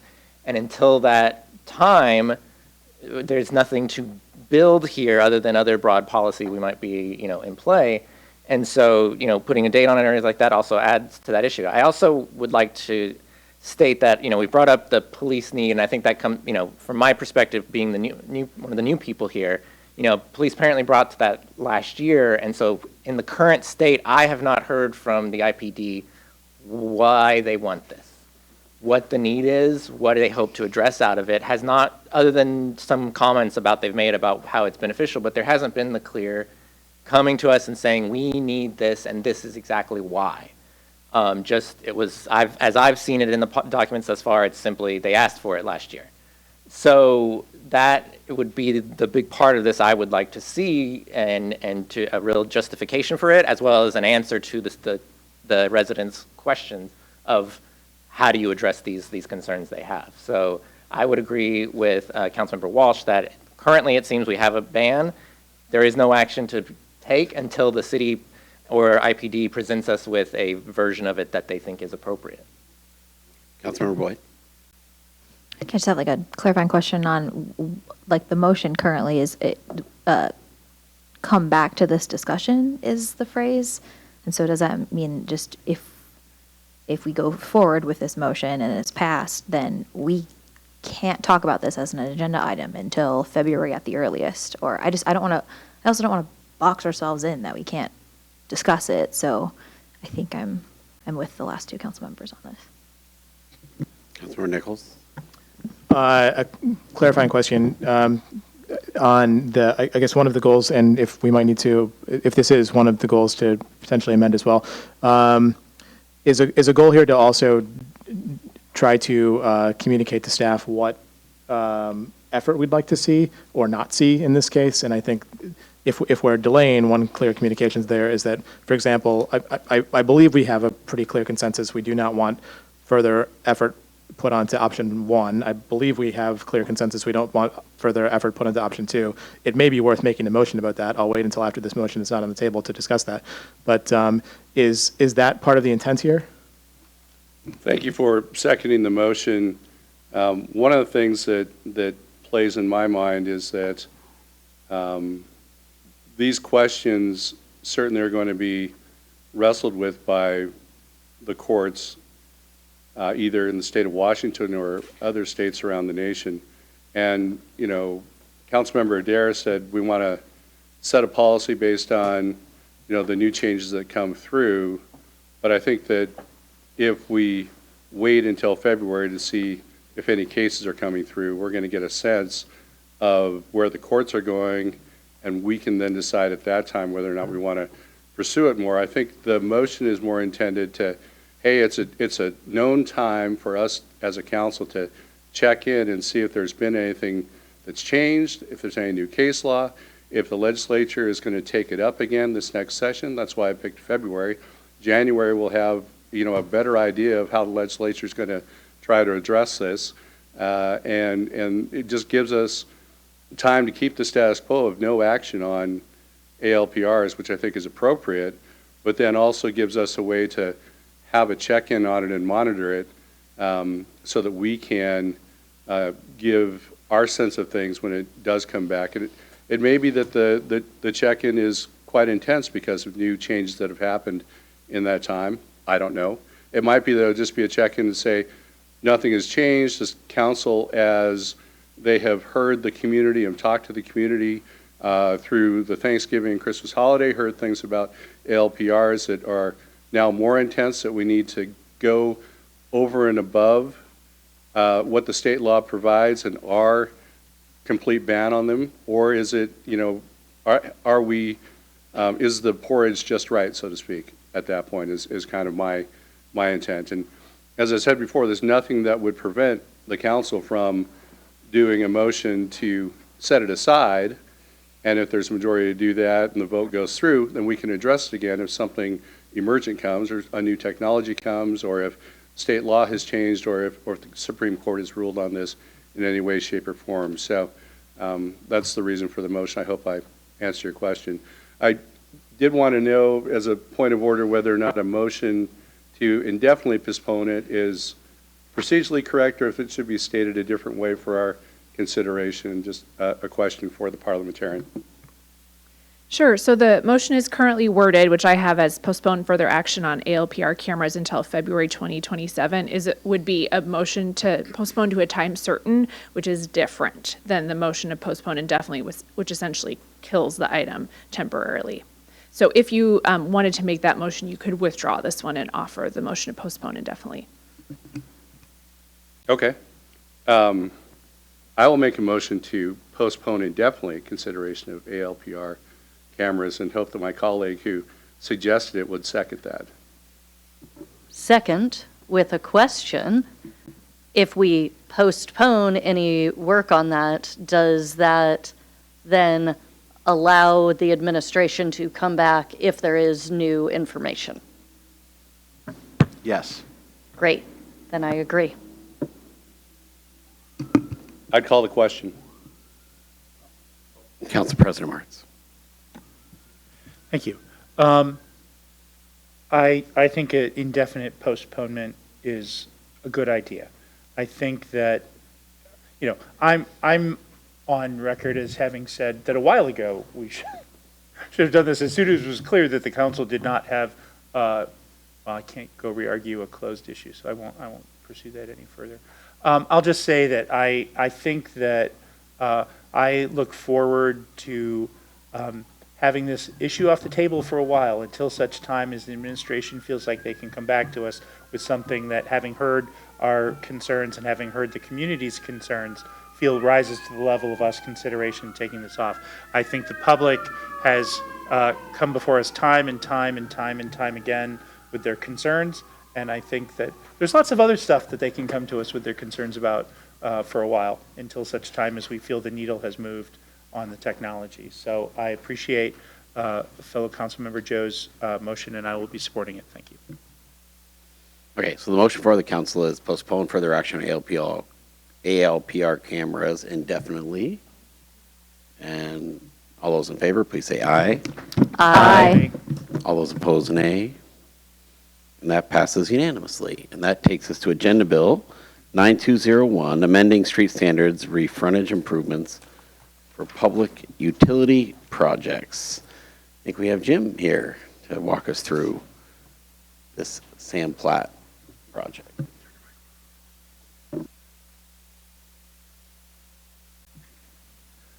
So Jim Jacoby, Senior Transportation Engineer in Public Works.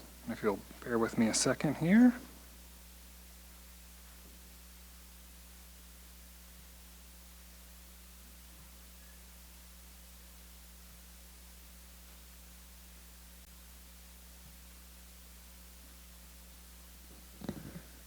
All right, so I'm here. Good evening, council members. I'm here to talk to you tonight about amending the street standards regarding frontage improvements for public utility projects. Again, my name is Jim Jacoby, Senior Transportation Engineer. So the purpose tonight is to consider a revision to the street standards to assist the development and redevelopment of public water, sewer, and stormwater projects.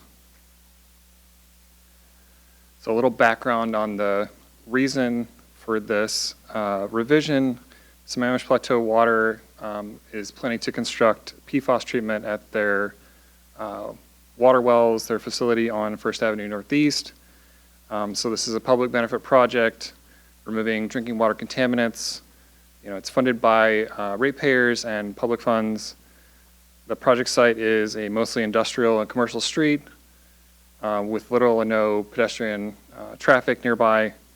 Adjacent properties do not have frontage improvements, largely, you know, very little sidewalk on the street, and areas are unlikely to be redeveloped in the future.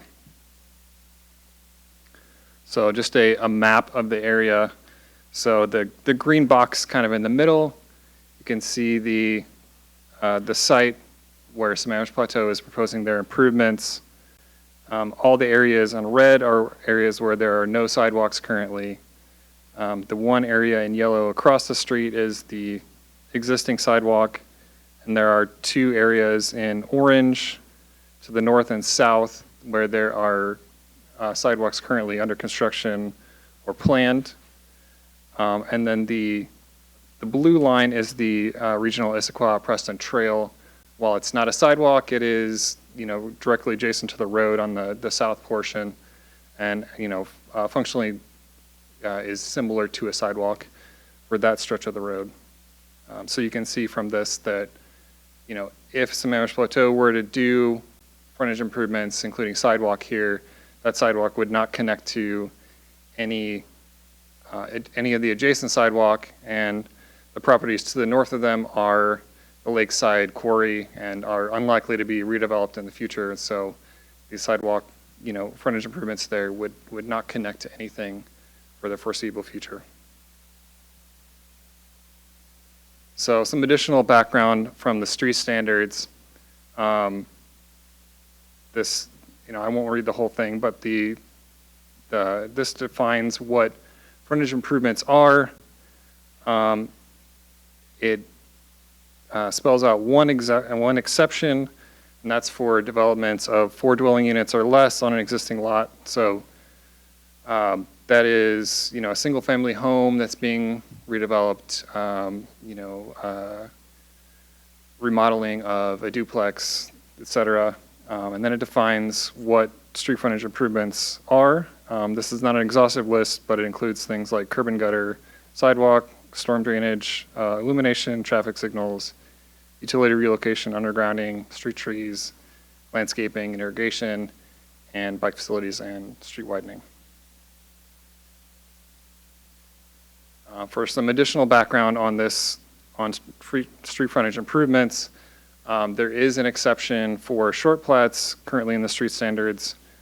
And under this exception, the city engineer may waive most street frontage improvements except utility undergrounding if the short plat meets some of the requirements, or meets all these requirements. Those include, you know, adjacent street frontage improvements are unlikely to be installed in the future, and the city has no documented street plan for the street. So that's areas outside of the city core that are usually very low traffic volume. So some additional background. This is from the mobility action plan, Go For Walking.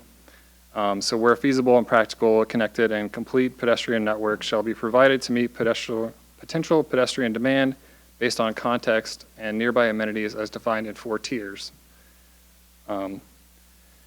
So these are the 4 tiers. The first tier is arterial and collector streets in central Issaquah, Old Town, and Issaquah Highlands. Tier 2 is streets within a quarter mile of sensitive locations, so schools, senior centers, other public community amenities, such as hospitals, transit stops, etc. And then all local streets in, so essentially all the other streets within central Issaquah, Old Town, and Issaquah Highlands. And then tier 3 and 4 streets are those streets that are lower traffic volume outside of those neighborhoods I mentioned. And the goal in mobility action plan states that the city would provide standard sidewalks on one side of the street or lower traffic speeds in lieu of that for Tier 4. So this will be relevant here in a moment. So on May 12th, the administration presented 3 options to the Mobility and Infrastructure Committee meeting. So option 1, make no changes to the street standards. Option 2, provide an exemption to street frontage improvements for public utility projects, excluding utility undergrounding. So similar to the short plat exemption that's already currently in the street standards. And this would be on sidewalk Tier 3 and 4 streets and subject to city engineer approval. So again, that's lower volume streets outside of central Issaquah, Issaquah Highlands, and Old Town. And then option 3, provide an exemption to all street frontage improvements for public utility projects on sidewalk Tier 3 and 4 streets, again, subject to city engineer approval. And the committee voted 2-1 in favor of option 3, exemption from all street frontage improvements. So the council's options tonight, option 1, adopt the proposed ordinance revising the street standards to provide an exemption for public utility projects from all street frontage improvements on sidewalk Tier 3 and 4 streets, subject to city engineer approval. Option 2, revise the ordinance and street standards to exclude utility undergrounding from the exemption. Or option 3, do not adopt the ordinance and make no changes to the street standards. So the administration recommends the city adopt ordinance number 3146, amending provisions in the street standards to exempt public utility projects from frontage improvements and make other minor cleanup revisions, provided for severability and establish an effective date. So this will add an exemption to the street standards for frontage improvements on public utility projects that meet the following conditions. So 1, the project has to be a public drinking water, sanitary sewer, or stormwater development or redevelopment, has to be located on a sidewalk Tier 3 or 4 street, has to be in a location where adjacent street frontage improvements are unlikely to be installed in the future, and the city, it's in a location where the city does not have a documented street plan for that street. So, timing and next steps. If council approves of the proposed revision to the street standards, the ordinance would be adopted and standards revised. If council prefers to modify the proposed street standard revision, street standard revision will be updated and presented to council at a later date. And if council does not approve of revising the standards, then no further steps needed. And with that, I'll leave the motion. Okay, and then I think Councilmember Joe, this is your committee. Did you have any comments? Thank you. Mr. Jacoby, if you could, if you have the picture that had the overhead lines for that particular site, if you could bring that up. The committee took quite a bit of time to discuss this one. I think that it was important that this serves a public purpose. It's one of our fellow Cascade Water Alliance members that is trying to put up a facility that's going to take PFAS out of the water. Frankly, those wells are just across the highway from our wells, and they're probably a little interconnected, so that there's a little bit of interest in from Issaquah's side to also get that water cleaned up as much as possible. The photo that I've asked to be brought up concerns the overhead lines. Part of the exemption that goes in would exempt the Sammamish Water District from doing undergrounding of the overhead lines.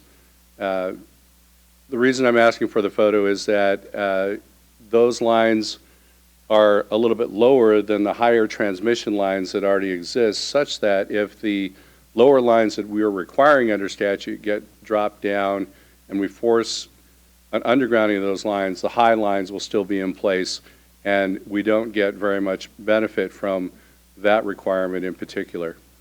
Also playing into the committee's thinking was that the trail that's across the street is the way that most people will traverse that street. When I go jogging, I stay on that side of the street and then slowly make my way up the hill toward the Sunset Interchange. Please don't time me if you see me.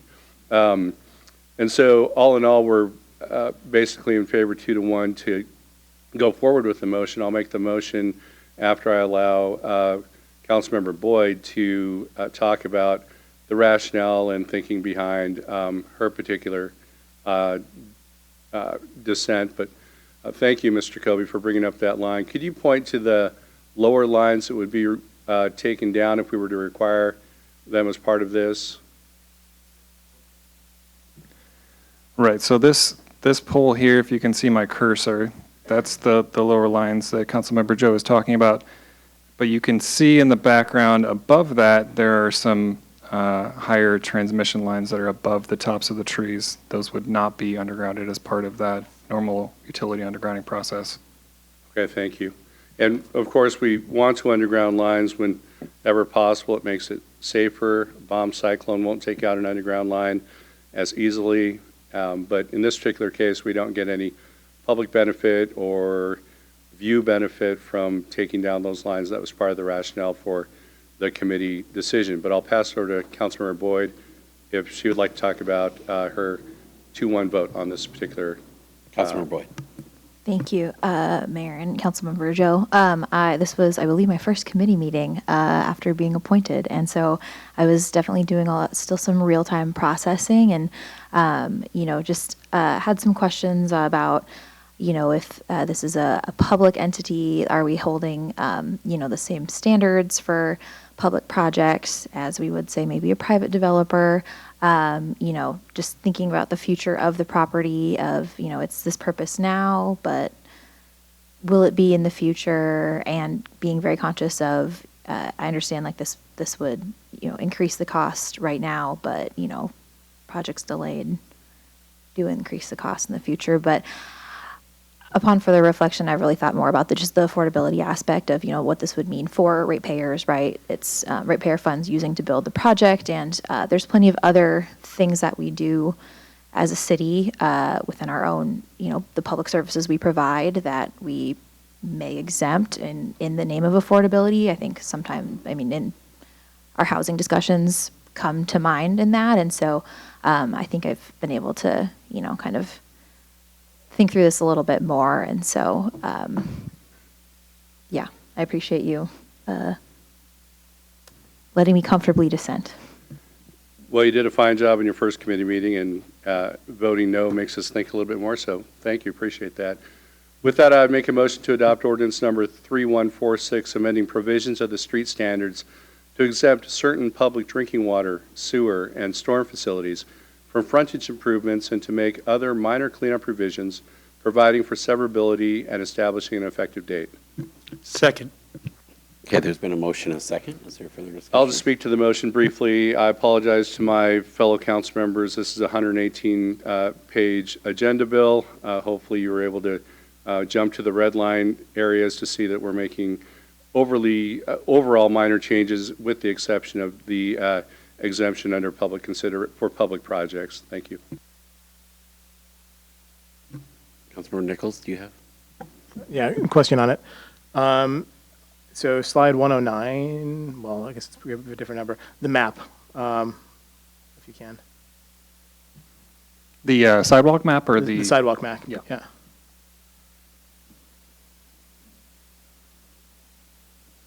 Where would these sidewalks go if they were built?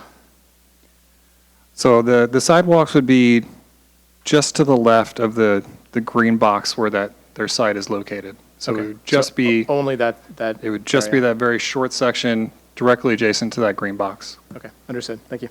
Yep.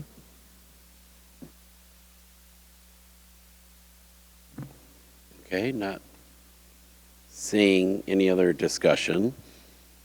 Oh, Deputy President Chang. Yeah, thanks for this presentation. I think, the agenda bill as proposed makes sense. I mean, just looking at it, it does not make sense to put a sidewalk on the opposite side of the street as the other sidewalks that are not continuous anyway.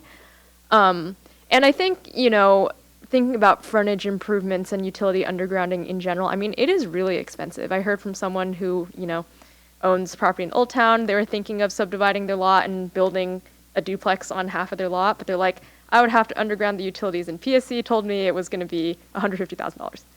And so they're like, never mind. And also the people across the street, if they wanted to do it, wouldn't have to do it because the distribution lines are only on one side of the street. So I think, when we think about like, just because you happen to be on the side of the street that has utility poles, the cost of doing your project could go up by $100,000 is kind of, it's kind of nuts. And so I think, and also, does putting the lines underground for 100 feet really actually reduce the risk of a tree falling on it in the bomb cyclone by all that much? Maybe not really. So I think, it is, I think we've made some changes in our code where now, some of the middle housing projects no longer have to do the frontage improvements and utility undergrounding because just the cost relative to the size of project is just, too massive. But I do think it is worth thinking about, okay, where are some areas where we really think we should underground utilities? And then is there a way where we can, collect the fees in some kind of organized way to be able to do that? So I don't know. I think this just brings up that thought for me because, sometimes you go to other cities where it's like there's a new house and there's a new sidewalk in front of the house that does not connect to any sidewalk. It's a very, very nice sidewalk, but then on the other side of both of them is just grass. And so you just walk in the little gutter on the other side of the street. And I think, like, when you see things like that, the sense that you as just and I saw this, like, before I was ever in council, I was like, wow, this seems like a very silly requirement. Like, why did they make them do this? So I think, when we're thinking about frontage improvements, it is worth considering, how we can do it in a way that seems organized, and so people don't have these weird gaps, and we can do it in a way that, actually improves mobility rather than just having a 100-foot sidewalk here. You can see on the other side of the street, there's like a 100, 200-foot segment gap, and then another, a planned sidewalk. And so it's like, well, there's still a gap. And so how do we, have a more holistic plan to do the whole project? So anyway, just some random musings, but I will be supporting this agenda bill. All right, not seeing any further discussion. The motion for the council is to adopt ordinance number 3146, amending provisions of the street standards to exempt certain public drinking water, sewer, and storm facilities from frontage improvements and to make other minor cleanup provisions. All those in favor, please say aye. Aye. All those opposed, nay. And that passes unanimously, which takes us to Agenda Bill 9203, promoting building investment code amendments, self-certification program for detached accessory dwelling units. We have James.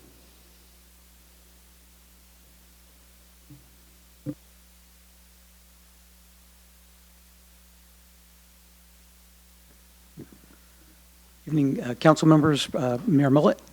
My name is James Gray. I'm the building official with the city of Issaquah, and I'm here to talk to you tonight about the self-certification program for detached accessory dwelling units.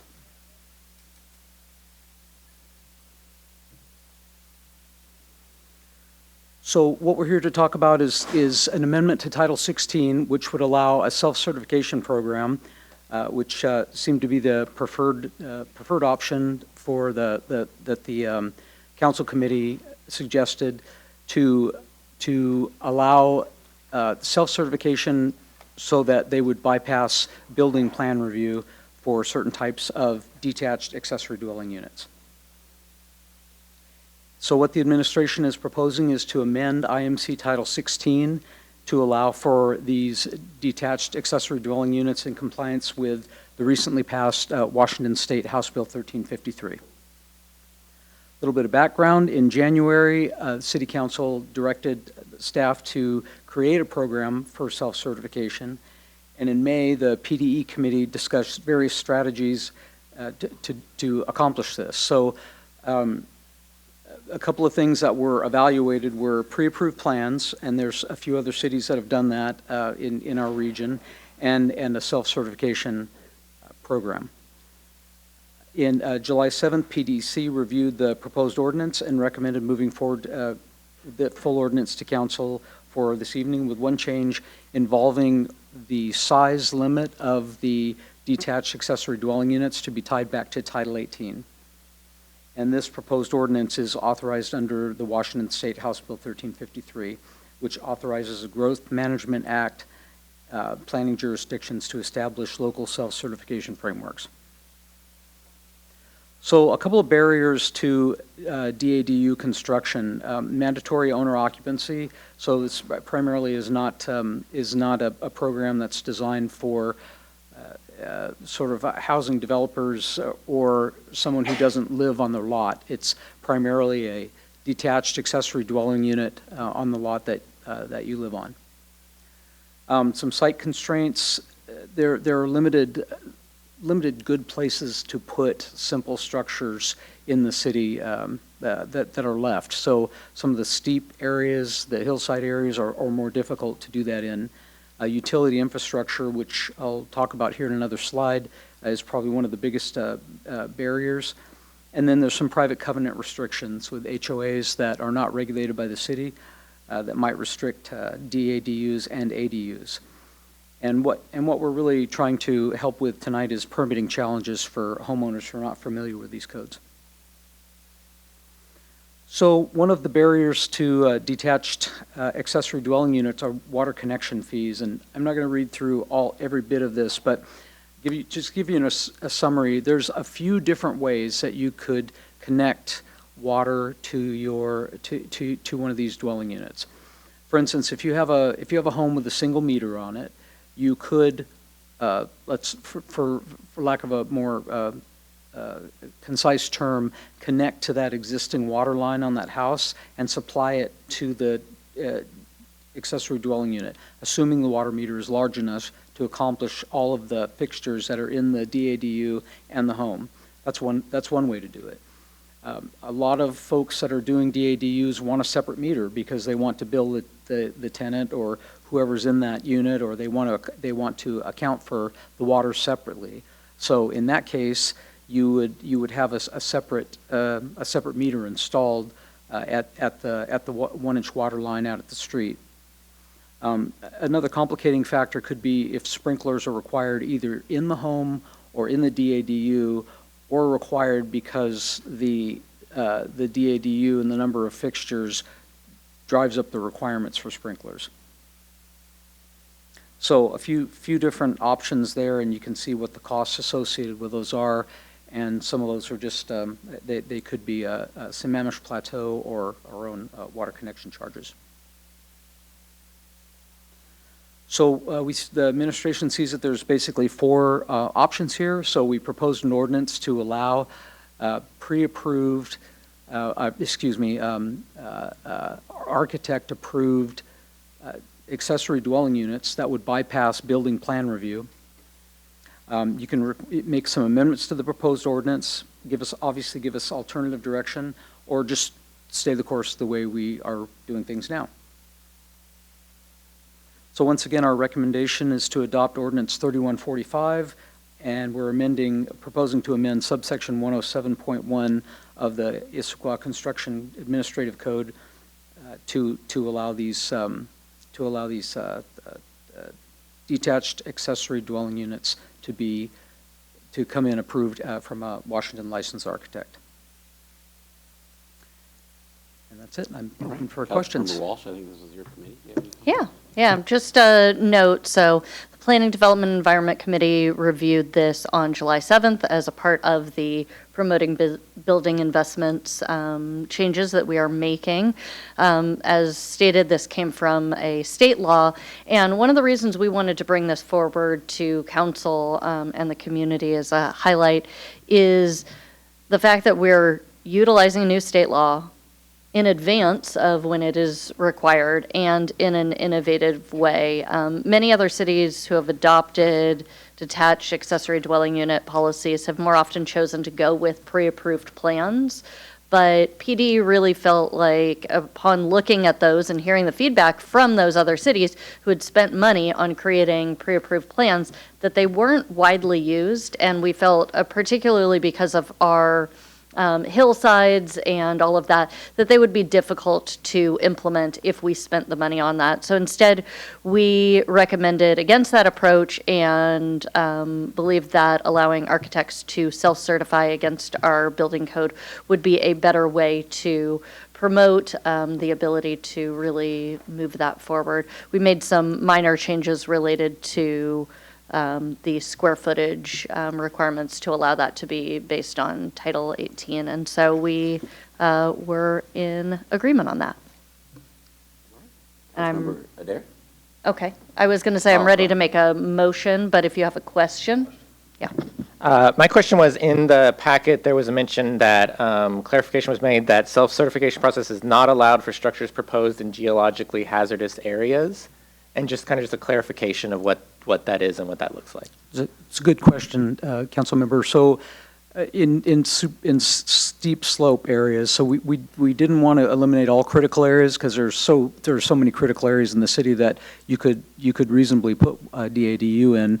But what we were concerned about is the steep slope areas that are geologically sensitive. So typically, an architect, their specialty is not structural, so they have the sort of the structural expertise to do one of these 1,000 square foot, 900 square foot structures, earthquake and wind, gravity design. But if it's on a very steep slope and you've got to build a retaining wall to support it, and maybe it has to be driven on mini piles, and that's where we wanted to have more of a look at it from a plan review standpoint, and not just have an architect pass it through. Okay, so like, are those areas like defined like on a map or whatnot in terms of how it works, or? They are. They're defined in Title 18. Got it. Okay. Motion.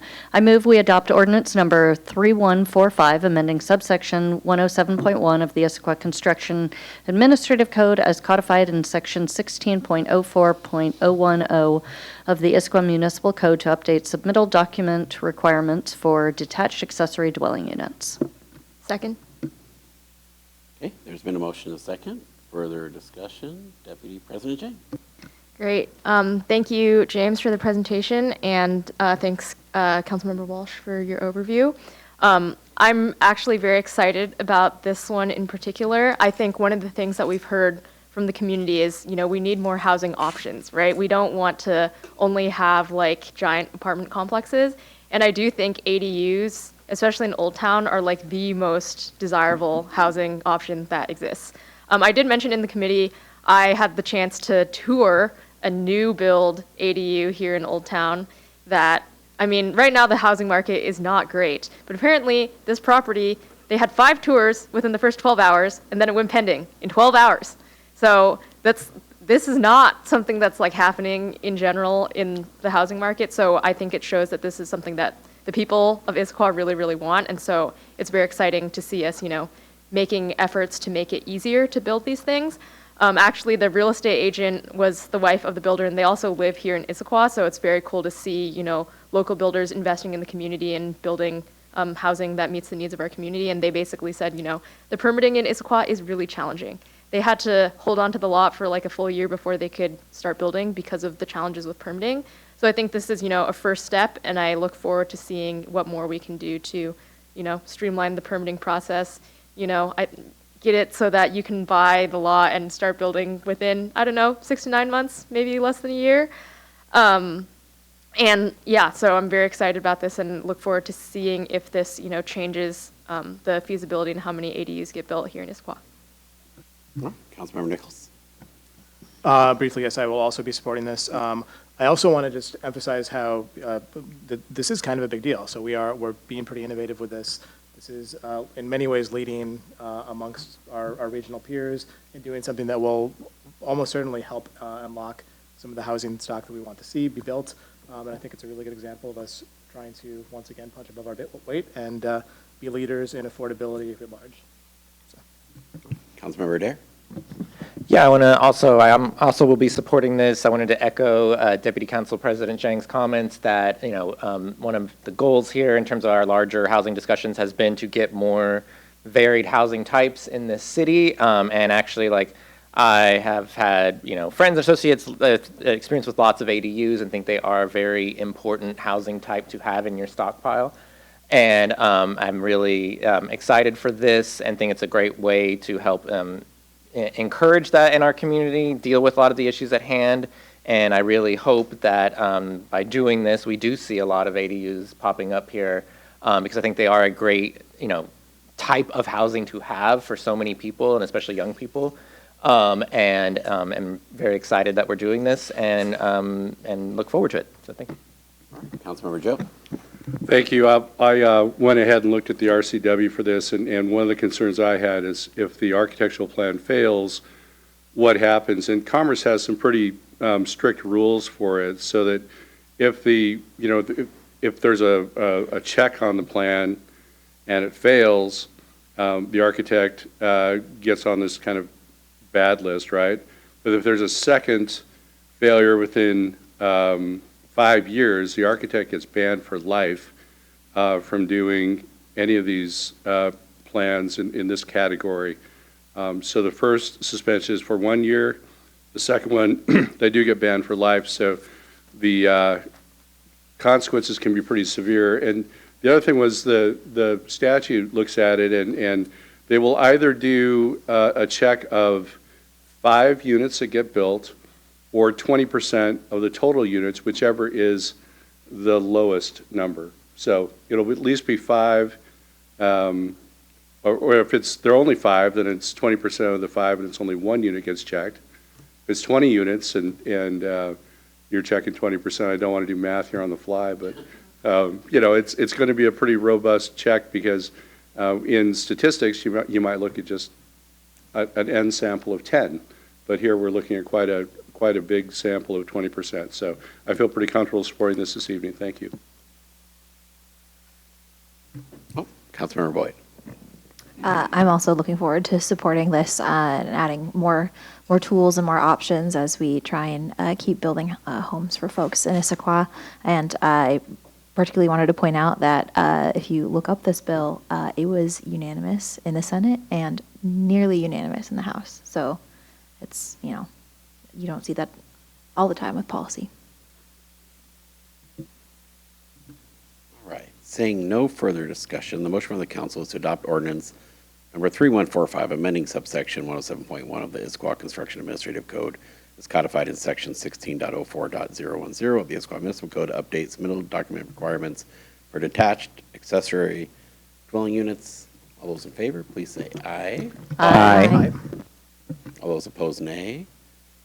And that passes unanimously. I think, James, that makes us the first city in Washington State to do self-certification for ADUs. Okay. Minnie? I think we could be first, right? It is, Mayor, and I just want to say, personally, I'm really in favor of this. I think that some building officials are a little afraid of that sort of self-certification, but this small structure is a perfect way to start this, and it's exciting. It's a good way to get additional housing in the community. Right. So, excellent.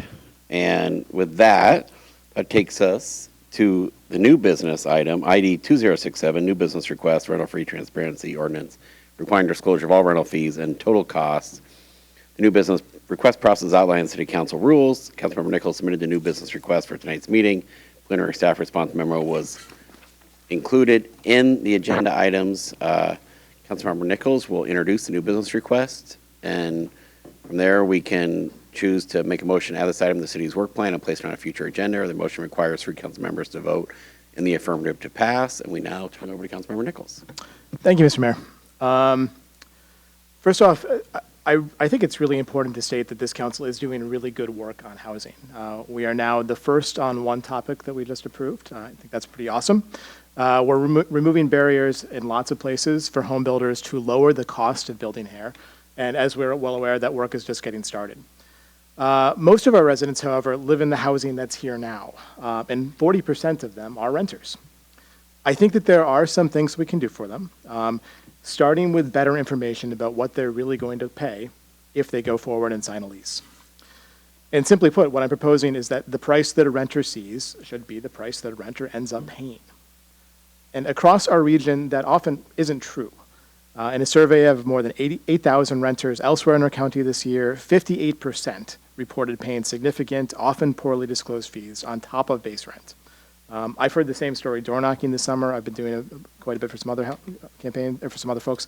And at our apartment complexes especially, this comes up as a frequent topic of conversation. A unit is advertised at one number and the real cost shows up between the tour and the lease, where you end up adding parking, pet rent, valet trash, which is a concept I wasn't even aware of until recently, as well as monthly amenity fees. And by the time that they know what they're actually going to pay, a renter has already paid potentially a screening fee, already spent many hours looking, already potentially in person, spending their own time and effectively their own money to be there to learn what they should have known originally. And so they never saw that real price, so they can't compare under our current way of doing things. So that's been true for a while, and why is this important to address now?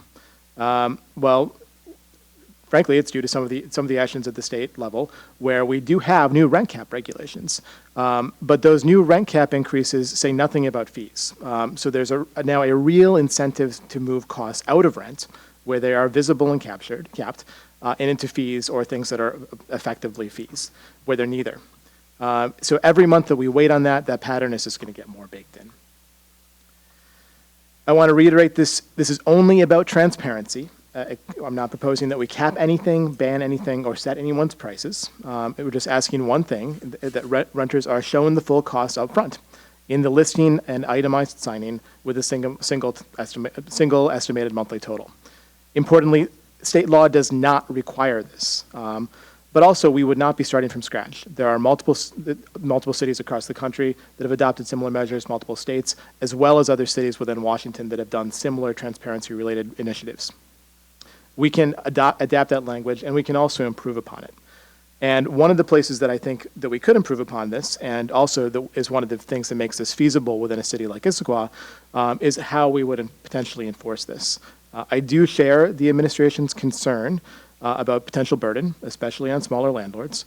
And I don't want city staff having to police new listings, given our current staffing levels. So my preference would be a private right of action with a right to cure built in, along with written notice and a short window to fix the listing, so that anyone can fix a claim and not go directly to more burdensome measures. So I think that's potentially a good compromise that could get us towards the goal of better transparency without creating an undue burden. Reacting to the administration's response to this, I appreciate that the administration supports transparency in principle. One of the concerns that was brought up in the administration's response was a concern that our units will look more expensive next to cities that don't want to require this. And I just want to double click on what that really means, because that worry only holds if other listings advertise a number lower than what a renter ends up paying. So this will only take place if this problem is true, effectively. So if our honest all-in pricing looks higher than a neighbor's advertised pricing, that gap is just going to be the hidden fees. I also I don't have good data on this, and I'd like to find out more, but most renters I have talked to aren't comparing between cities within the region anyway. They're mostly moving between one complex within Issaquah and another. So the proposal here is really intended to be an Issaquah-focused proposal where we are helping Issaquah residents understand Issaquah prices. This is not intended as a regional fix. It's intended to help our residents today. I will also say, towards the administration's proposal that we place this as a part of our legislative agenda, I agree. I think we should put it as a part of our legislative agenda. I think residents and everyone would benefit from a statewide standard on this, but I don't think we have to necessarily wait. And some Issaquah history that I think is relevant here. In 2012, we did not wait for Olympia on a plastic bag ban. We modeled our ban on Seattle, Bellingham, and several other cities and became the 6th city in the state to act. And it took the state almost a decade to catch up to cities like Issaquah in that regard. I think it's also notable that the motion to adopt our ban was made by a council member named Mark Mullet. Some of you may recognize that name. So the ask is to approve this as a new business item with a proposal to add this to SSP's September meeting and direct staff to draft a rental fee transparency ordinance. I believe it's really good for everyone to show renters the real price and that we can lead the way in doing so, not just in terms of supply, but also in terms of some consumer protections that will go a long way towards helping our renters understand what they're paying and helping them make the best choices with the full information in a more efficient market. So with the new business item, I think I need to make a motion for discussion. Is that correct, clerk? The chair could allow some discussion prior to a motion, but it is recommended in the near term. But this is also the first time we are utilizing our process, new process. I think we're looking at our city attorney as the discussion, or do we go straight to a motion? Mr. Mayor, I think it'd be appropriate for the administration, there's a item in the packet perhaps to summarize what's in the packet and be available for questions as well. Would that, so Minnie, is that, or Rachel, which, or both? Okay.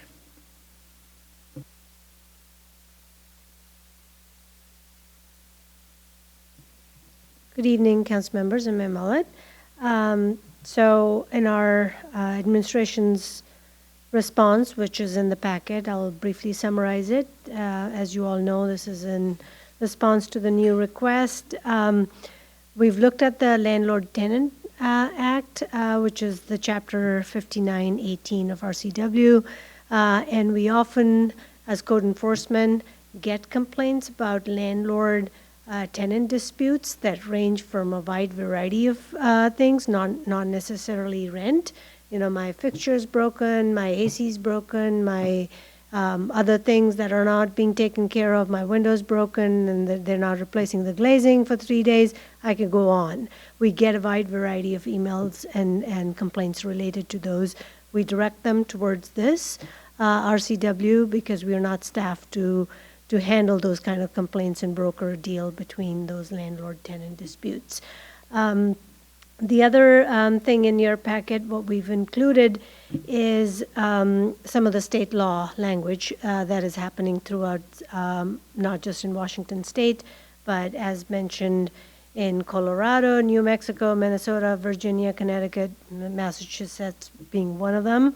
There may be more that I couldn't find, but they all have done it at the state level where they're making these amendments, which then would live in this landlord-tenant law. Where we see local jurisdictions acting, those go above and beyond the transparency requirements. That's really prohibiting some fees or capping some of the permissible fees, which is the case with Bellingham, which states all of those caps and so on. And Bellingham is one where they have done the private right of action, where the city is not necessarily involved in enforcing, but the practical reality is they still get those calls. Tenants are confused and complain to the city. They also have a rental housing inspection program, and there are very few cities in the state that have that. I think the state law was changed, but I used to work for an city that had a rental inspection program, and there, that also takes staffing. And a lot of focus on those kind of rental inspection programs is as your housing stock gets older, some of the living conditions become a challenge. You could have mold in your residence and things like that, but that the landlords have to then submit a report, so the city does an audit and inspections and so on. But what that does for Bellingham is they have those contact lists because they run that program. Where they can then connect the property owner and the tenant related to those things. The other thing I think to think about as you think about this issue is civil lawsuits are generally burdensome, expensive, they take time, and people that can't afford to do litigation doesn't bring them any relief because they can't even challenge. Also, it doesn't provide relief to tenants right away. It doesn't solve the underlying problem. So the notice to cure would be the option to consider if you choose to go that path. I think the issue about whether the implementation of the statewide bill would then lead to shifting of the cost from the landlord assumes ill intent on the base of the landlords. The practical reality, we don't know if that's going to happen, but if it does happen, it should be addressed at the state law level, because otherwise each city doing it differently Plus, that law is enforced by the Washington State Attorney General's office. So there are some built-in consumer protections related to that. So as you think about this is based on our research, but if you choose to go and put something in the IMC, then we've identified the chapter where it could go, the new regulations, and then you could decide on adding it to the next year's work program. Because we are busy with a lot of stuff related to the building investments for 2026 and 2027. Cities that are doing this, like City of Seattle, are doing outreach, a thoughtful, conversation with the community and the landlords and renters, hearing different perspectives to bring in legislation that they're thinking of adopting. So it's a one-year work program. It could be a little less for us, but certainly not in 2026 is what we are recommending. Rachel, was there anything else from your perspective you want to?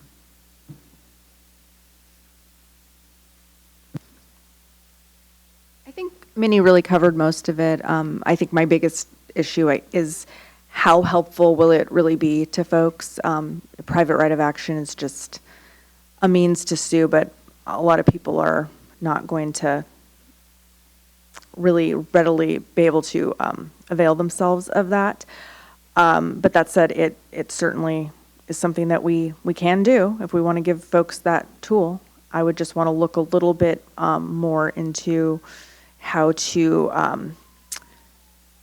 write it with the opportunity to cure and sort of what kind of penalties would be for not curing and such. But I can come up with something. So.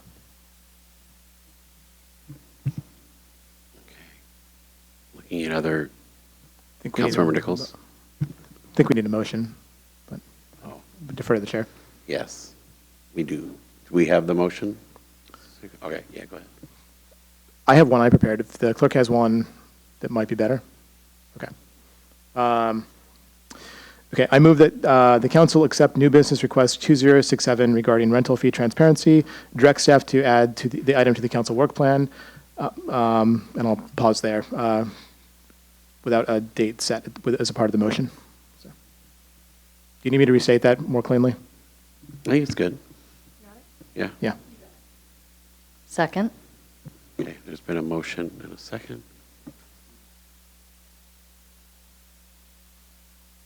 Councilmember Joe? City Attorney, if you could step up to the mic, please. Yes, sir. The Landlord-Tenant Act, how many chapters are in the Landlord-Tenant Act, to your knowledge? I think that the RLTA it's one chapter. There are 11 chapters in the Landlord-Tenant Act. How many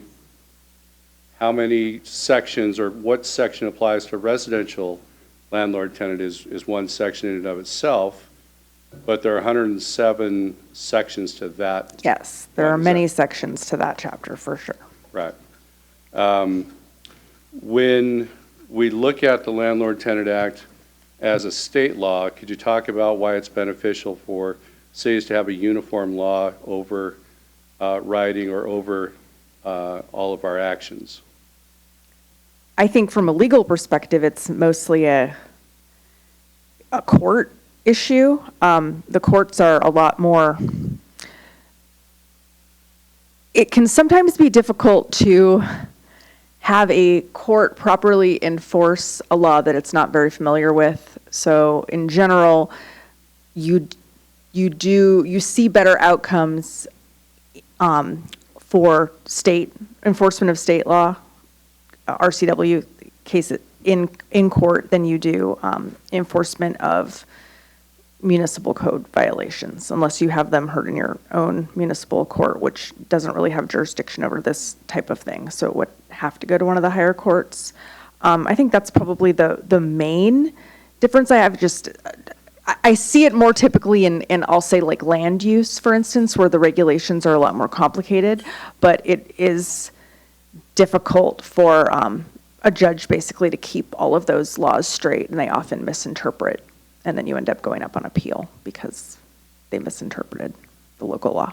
So having a state law enables the court commissioner or landlord-tenant commissioner an opportunity to interpret the law more clearly, enforce it more clearly, and give perhaps better outcomes to the parties. Would that be correct? Yeah, that would be correct. There's also more established case law that helps them with that interpretation. All right, thank you. And then with respect to the state laws that have been passed, those were mostly, the ones that were referenced in the report, those were similar state laws that weren't individual jurisdictions that have addressed this to this point. Is that correct? Yeah, those apply statewide. Okay. And have we had any problems with transparency of fees, to your knowledge, from individuals coming to the city attorney or to the prosecutor's office? No one has come to me. Okay. Director Dhaliwal, can you please step up to the microphone? Following up on that question, to your knowledge, has there been, you mentioned that there are individuals that have come to you with landlord-tenant issues in the past. How many members has that been of our community? We have our code enforcement officer, so Lori Dunning would probably tell you exactly how many. The ones that I have been involved with in the more recent past, I want to say at least 5. Five? Yeah. Over how many years? Over a few months. Over a few months? Yeah. And how many of those 5 were concerned about fees that were in the lease that weren't clear? None. None? Okay. Councilmember Walsh. Thank you. I wish I could speak to this as eloquently as Councilmember Nichols did. I think he did a really good job explaining why we need this now, why this situation has come up because of state laws and capping rental rates, and why we think this could be an issue that our community will face more often, related to costs being shifted toward fees rather than just the regular rent.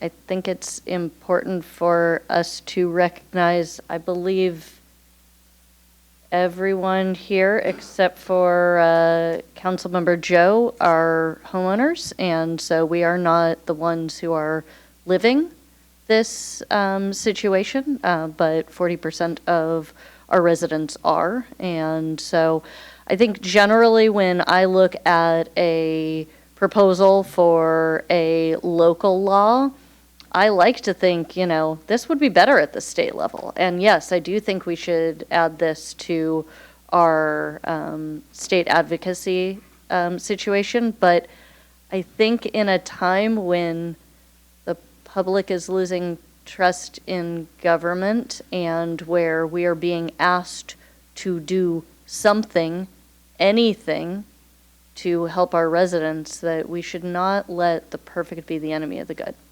So my relationship to this, I would typically say, hey, I don't want the city to take on enforcement. And so I think the things that Councilmember Nichols expressed about it being a private right of action or whatever that wording is, and the fact that there is an ability to cure something, really addresses all of the concerns that I would have with this. So I am eager to have this conversation. I think it is an example of, if we take steps towards something, it may not be perfect, but it could increase the transparency and give the state evidence of yet another city within the state of Washington, which is listening to its residents and people who are renting and what their needs are. Councilmember Adair. Yeah, so my thoughts on this have been a little bit torn about it, and that I absolutely support the idea and the need. I too have spoken with residents who have faced this issue. I also feel they might not be complaining to the city directly because there's a sense of like, oh, yep, I have these fees, and yeah, eventually gets disclosed and they kind of feel trapped into it. And I feel like they're not going to have complained maybe as much directly to the city about it, and thus it may be a more prevalent problem than we maybe have data on, so to speak. But I have spoken with multiple residents about it and think it is an issue. But I am equally concerned about us, implementing at the city level, because I do think it is a regional state level, and my preference is really to apply pressure to the state or the county even first to try and get them to do it at that level, and then if that fails, okay, fine, we'll do it, is I think where my preference tends to lie, although based on what is kind of being discussed here, potentially this would be we've bought it on the agenda and we might not actually flesh it all out until 2027.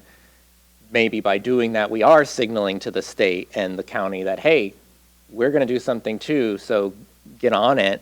And if that serves as a way to do that, I would support doing that. Although I would just be my initial feeling is that we should be more advocating this at the state and county level first, and then moving to city. So I will admit that I'm a bit torn in which way I feel about this at the moment. But that's my preference. But if getting it on the agenda somehow helps do that, I might support this. Deputy President Jay. Yeah. Well, I first want to say I think hidden fees are a scourge on our society in many ways. Okay, Ticketmaster, terrible. Honestly, if you've been to a medical facility recently, I mean, the fact that you show up to an ER and then they give you a blanket, which is barely a blanket, and that's like $25, but they do not tell you how much it costs. I have gone to the emergency department recently, so firsthand experience.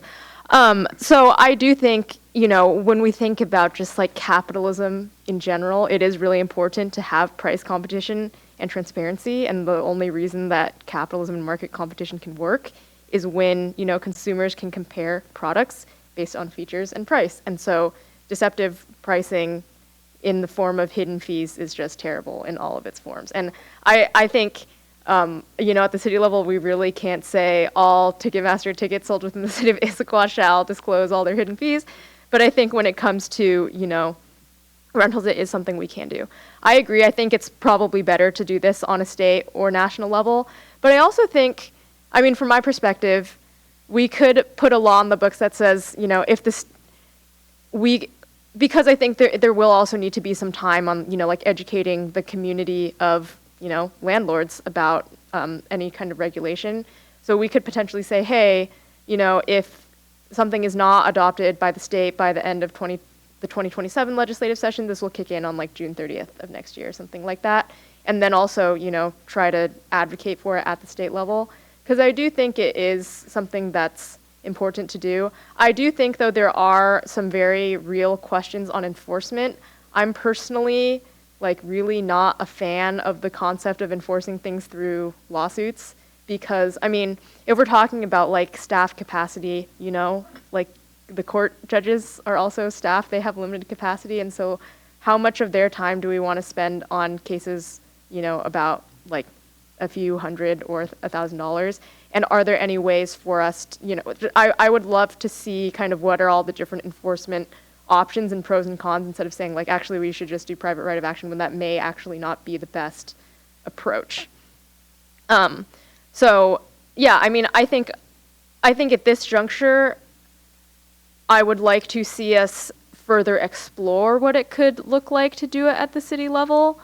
And I think we can come back and say, okay, are there some viable ways of doing this enforcement? I totally agree that it makes a lot more sense to do it at the state level where, you can have the state attorney general go after some truly bad actors. I think they have the resources to enforce things like this.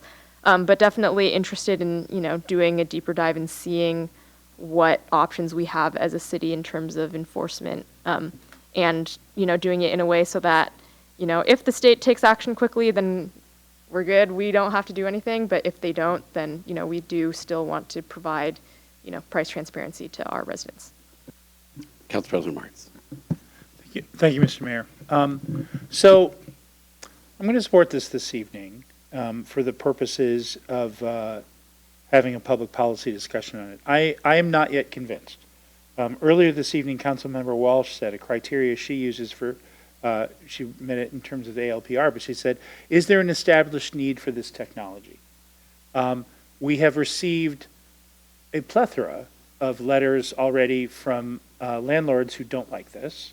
And we've heard some from the public about they know people, right? They've talked to people who've experienced this.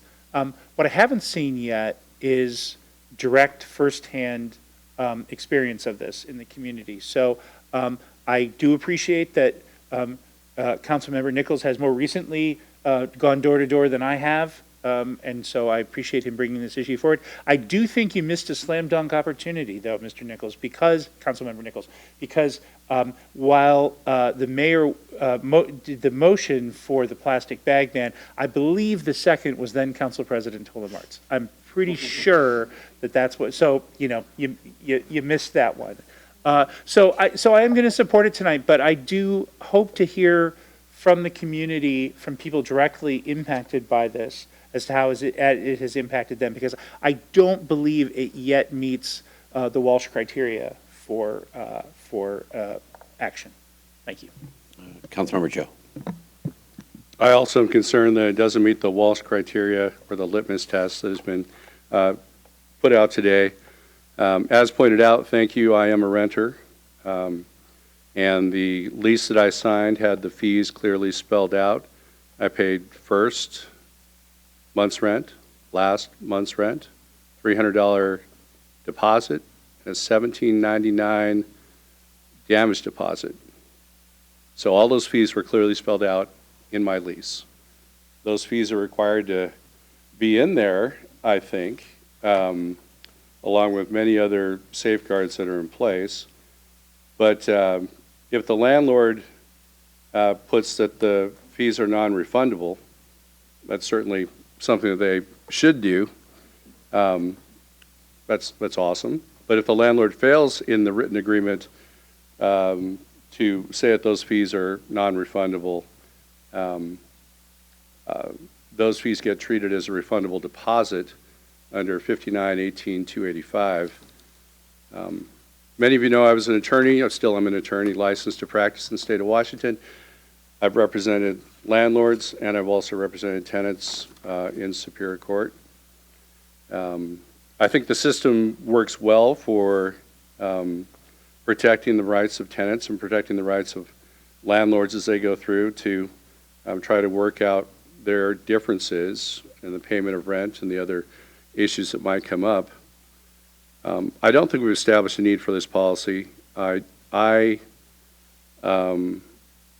I'm out in the community, have not heard from people saying that the fees that they're putting on their leases are either not disclosed or a problem.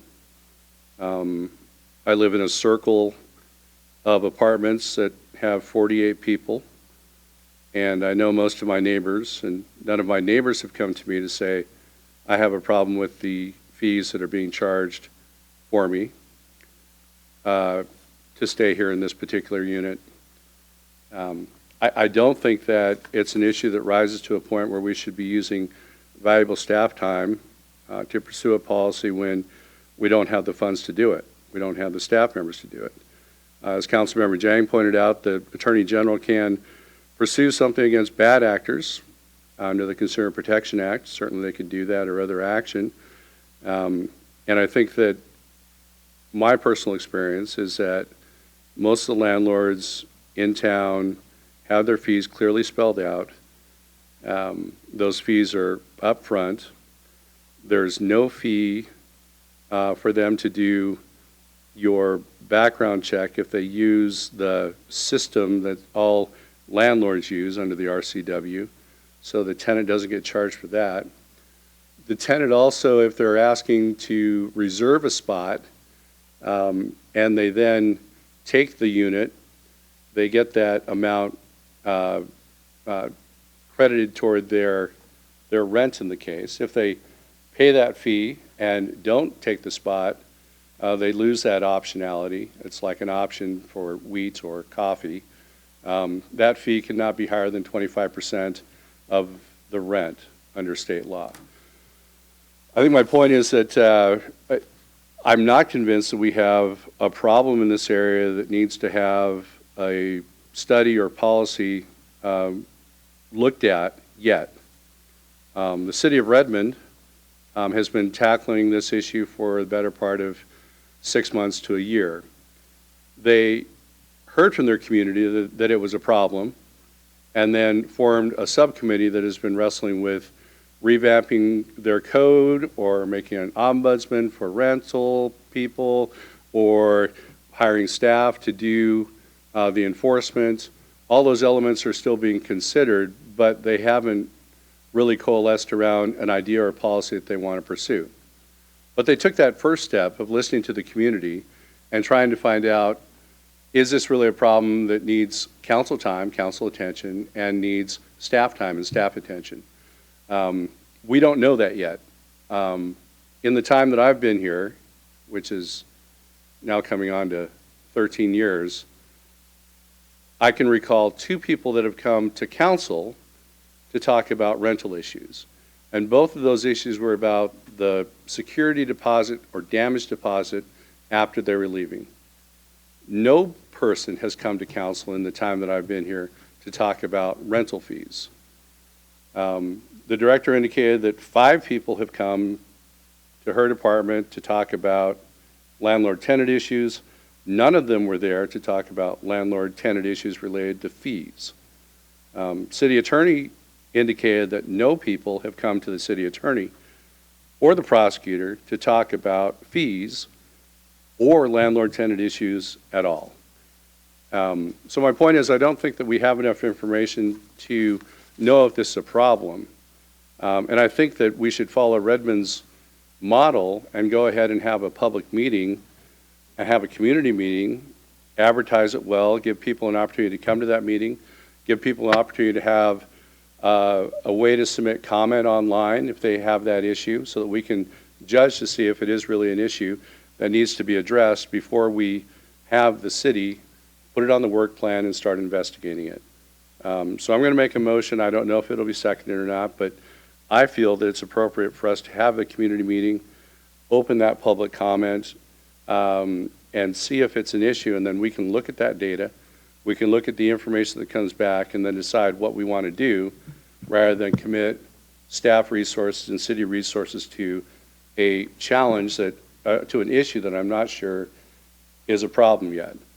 And if the criteria that was first talked about from Councilmember Walsh is we need to establish a need for this policy. They haven't, in the case of LRPs, the cameras, it wasn't established that it was a major crime problem, nor investigation was needed. I think that same situation applies to this case, and I would ask that consideration of the motion be made. I'll make a motion to postpone until after community on this issue can be set by the administration at a time before February of 2027. That gives time for the administration to get public notice out there, get information back. We have a chance to see if the legislature is going to take up this action again on their legislative agenda. We have a chance to advocate for this through our legislative policy and our lobbyists along the way. I'm not saying it's not an issue that we need to ignore, or nor should we, but we need to find out how big the issue is before we devote anything else to it. So this community meeting and the opportunity to give notice then allows us to find out if it's really a problem and to see how big the problem is. So again, the motion is to postpone this issue until a community meeting can be set before February 2027, and that's the motion that I'm putting forward. Thank you. Second. Okay, there's a motion. Point of order. And a second. A motion's on the table already. So postponement. This is called a secondary motion, so it can be made. It's applying to the main motion. Thank you. And I think discussion on this, I think before we do the discussion, I mean, I guess I'm looking at the administration step. I mean, I think the timeline's very, I mean, I think it could be sooner. I mean, I think we could have a community meeting on this topic. I mean, I think Councilmember Nichols has brought up a relevant topic. I think having a community meeting substantially sooner than February of 27, I think is a real possibility just to gather feedback on this. I guess it's just the administration's kind of 2 cents on that. But with that, Councilmember Walsh. There was a post 5 days ago on the Issaquah subreddit that said, "Are you experiencing junk fees?" And there are several responses. Anthology apartments. New management company just took over and added more. You have to pay a fee to even get your utility bill. You're forced to pay for parcel lockers, regardless if you ever use them or not, even though we have mailboxes. The list of add-ons: common area electricity, common area gas, parcel fee, sewer capacity, trash, water. Trash service is awful. The service fee for them to contract out Conservice. So, yes, this is an issue, and I think if we are listening to our community and understanding the way that they are communicating, whether it's by going to apartments and speaking to them or looking at a post 5 days ago on Reddit, we will see that this is an issue. So I'm not against having a community meeting on this and hearing more from people, but this does meet my criteria for this is an issue that I have heard about. And so the Walsh level of standard, I believe, has been met. Thank you for the naming functionality for that. Yes, this is something that I have heard from residents, and so I think this is an important one to move forward, and I wouldn't be supporting postponing. Councilmember Nichols. Yeah, I'll be against the motion to amend. As Councilmember Walsh pointed out, this does meet the Walsh standard by her Walsh standard adjudication ability.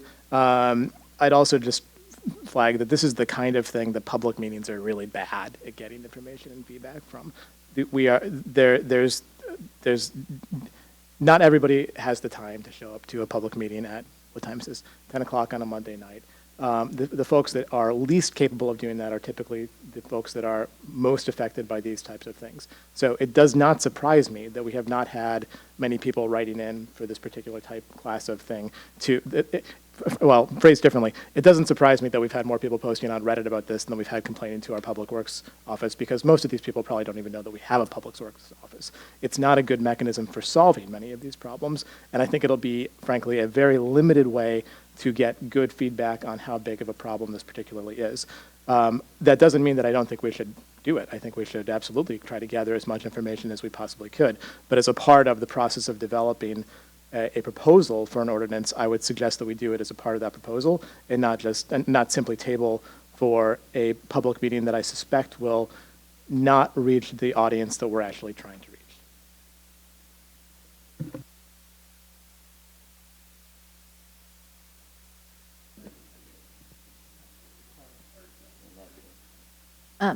This isn't particularly on the motion at hand, so let me know if I need to be commenting to that. I guess I think I'm in favor of reverting to the first motion. When I was thinking about this, I wanted to consider is this overly burdensome? And it's really just about transparency. We're not capping fees or going forward in that direction with this motion. And we had different associations weigh in. Folks came to do public comment, and it's interesting to me that this being transparent about fees is considered, they've written in, it's considered a best practice. And so I really see this as codifying a best practice by codifying the transparency about the fees. So that's why I'm in favor of it. Deputy President Chang. Yeah, I don't think, telling staff to come back with a proposal precludes us from doing public engagement. And actually, I think we should be doing our due diligence by having, public meeting where we can hear from, renters as well as property owners for their thoughts about these ordinances. The level of badness you have to be experiencing in your unit to complain to the city or anyone is really high. I had a friend who had mold in her apartment, and it was to the level that it was completely ruining her quality of life. She was constantly getting sick. She's a professional runner and was constantly getting injured because of toxic mold. And she didn't do anything about it. She just moved. And if that's what you're going to do, if you're experiencing like life-altering health issues from your place, like rental fees are not going to be something that rises to the level of complaining to the city for most people. You know, some people really like to email the city council, but for your average person, it's not going to. So I do think, you know, I think it's actually a great practice for us to have a public meeting about this, but I think that should be as part of a process to come up with some sort of, you know, options for legislation that can make sense. I agree with everyone who says it's obviously better to do this at the state level. And, you know, earlier today on our consent agenda, we created our committee, our subcommittee to work on our state legislative agenda. So I look forward to, you know, discussing that in that category as well. But I do think, I mean, even just for our own education about this issue, you know, doing the engagement on this is going to be really important. And, you know, the robust public engagement process with both renters and landlords to understand, you know, what are some of the other concerns. Because I do think there's a lot of, you know, aspects of like this side of, you know, housing and operating properties that would be really helpful for all of us to understand a bit better. Councilmember Dare.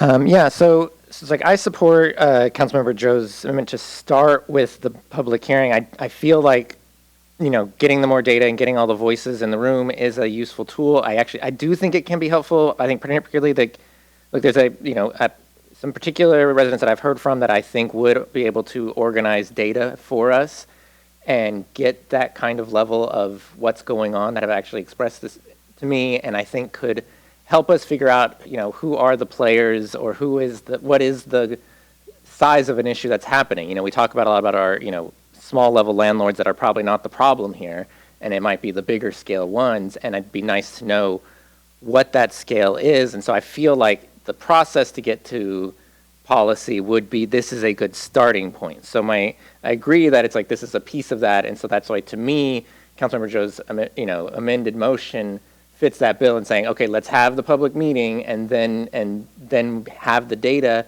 know what's at hand, and then start building policy from there. So that's my reasonings for supporting it, you know, and that could lead us to what we need to do either locally or at the state level. So I support that as the starting step, and that's why I support it, his way of doing it. Council President Martz. Thanks. So I'm going to oppose the amendment. I think that we have a process for the public to engage with us on things that we have under consideration. I'm confident that members of the public will come talk to us about this. If we were deciding it tonight, I would say, whoa, stomp the brakes on it. But I'm confident that that's how it works in the city. Speaking to that, I have to say, I hope we don't generally use Reddit as the source of our information. I really don't want to let Reddit or Nextdoor or Facebook or Twitter or OnlyFans or any of that decide what we do as a city council. There's a lot of things out there that I would just characterize as horrible nonsense.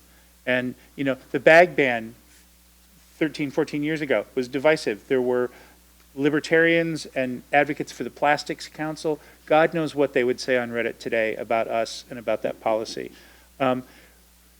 Folks in the community came forward to oppose chill sites. Folks in this community came forward to save Cougar Mountain. Folks in this community came forward to oppose ALPR. So I am a firm believer that anybody who comes to us and wants to speak to us, as we have had so many great engagements with this newish council, you know, I want to look them in the eye and I want to hear that. But boy, oh boy, I really hope we don't use social media. You know, I'm not going to be very responsive to social media arguments. I want to see people come talk to us, write letters to us. That's how we separate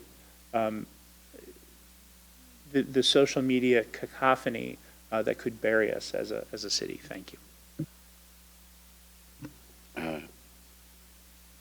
Is it Nichols? You're okay. Furthering on Council President Martz's point, I also agree.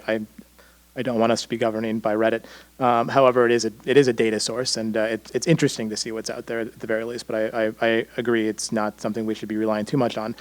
That said, another reason that I would oppose this motion is that I agree with Council President Martz that we will get people will come out and speak about many topics, and I think elevating it's late, I'm losing my vocabulary. Elevating the significance with which we're putting this by considering it as a new business item as opposed to a meeting that may be maybe more abstract, I think will likely increase the likelihood that we'll get advocates and opponents from both sides to take it seriously, spread the word, and say whether this is in fact something that they think is something that we should take a harder look at and see if we can fix, and also give us better feedback on unexpected consequences that may arise from what we would be proposing. So I think we have a process that we've debated and approved as a council to move new business items forward. I think this is a good use of that process, and that that process is likely to get us significantly more information. Councilmember Joe. Thank you. Con service is a service that I pay every month to handle water, sewer, trash. When I signed my lease, it said those utilities were not included in my lease amount on a monthly basis, so I was expecting to pay those amounts. I think that's a point where people need to read the lease that they're signing before they sign it and understand the terms that are there. We can't necessarily be a nanny for them to be there to spell out and tell them what all the terms are. They're adults. They should be able to look at that. They have an opportunity to consult with any advisor or attorney if they want to. No one's forcing them to sign it. It's just one example of us intervening into a private relationship and a private transaction between people that I think is overstepping some bounds. With respect to mold, I signed a mold agreement with my lease that spells out my rights, spells out the rights of the landlord in advance. That mold agreement needs to be in there. Otherwise, under the Landlord-Tenant Act, people can go ahead and take action and sue the landlord or vice versa. Well, the tenant would be suing if it wasn't included in there. So that is also handled in the Landlord-Tenant Act and not necessarily something that we should be babysitting along the way. So along with the mold agreement, I signed an addendum to the rental agreement concerning smoking. I signed a package liability waiver. I signed a parking addendum that spelled out the parking fee that I would be paying. In this case, it was 0, so I was very happy to sign it, but it was clearly spelled out to me what the fee was and how it would be charged if there was an amount. There's also a pet addendum in there, which indicates how much the original amount that needs to be paid is in there and how much is non-refundable and what needs to be done in order to have a pet living in that particular unit. Again, a private relationship between landlord and tenant, a fee that's clearly spelled out, not something that we should be jumping into necessarily. I also signed the rules and regulations that were involved. I signed the sauna room regulations. I signed the swimming pool addendum along the way. I think my point is that the agreements that people sign, they need to read and understand. If they don't read and understand those, it's not necessarily something that the city should be looking at as a private action for fees along the way. So I think that we need to study whether or not it is a problem, and if it is merely a private action problem, not something that we should be intervening in, that is very important information that we should look at before we decide to dedicate staff time to this. I know I'm going to lose this motion. I'm making a record. Just want to make sure that you guys understand, as a renter, these are all things that I have to sign and look at. It's on me to sign it. It's also on me, and I'll tell you, that I'm not going to be a renter after July 31st. But in order to leave that unit early, I signed a 1-year lease, which was due all the way until December, but I'm leaving early. And because I'm leaving early, there is an early termination fee that I have to pay. I read that, I knew that it was there, I knew that I might be moving somewhere else, but I made the decision privately to go ahead and take that risk. I could either do that and pay that early termination fee if I was leaving early, or I could change it to a month-to-month lease, which is a little bit higher. I did the math and figured out which one would be best for me and made the decision. Those fees were clearly spelled out to me, though. It wasn't something that took me by surprise along the way.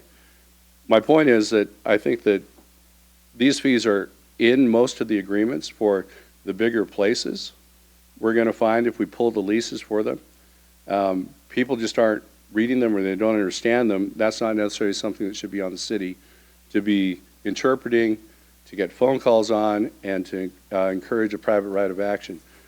I really encourage us to take a look at it and figure out whether or not there is an issue. I don't think there is an issue if we open it up to a public meeting, if we open up to comments online. People can easily comment from their computer at home whether they're having an issue.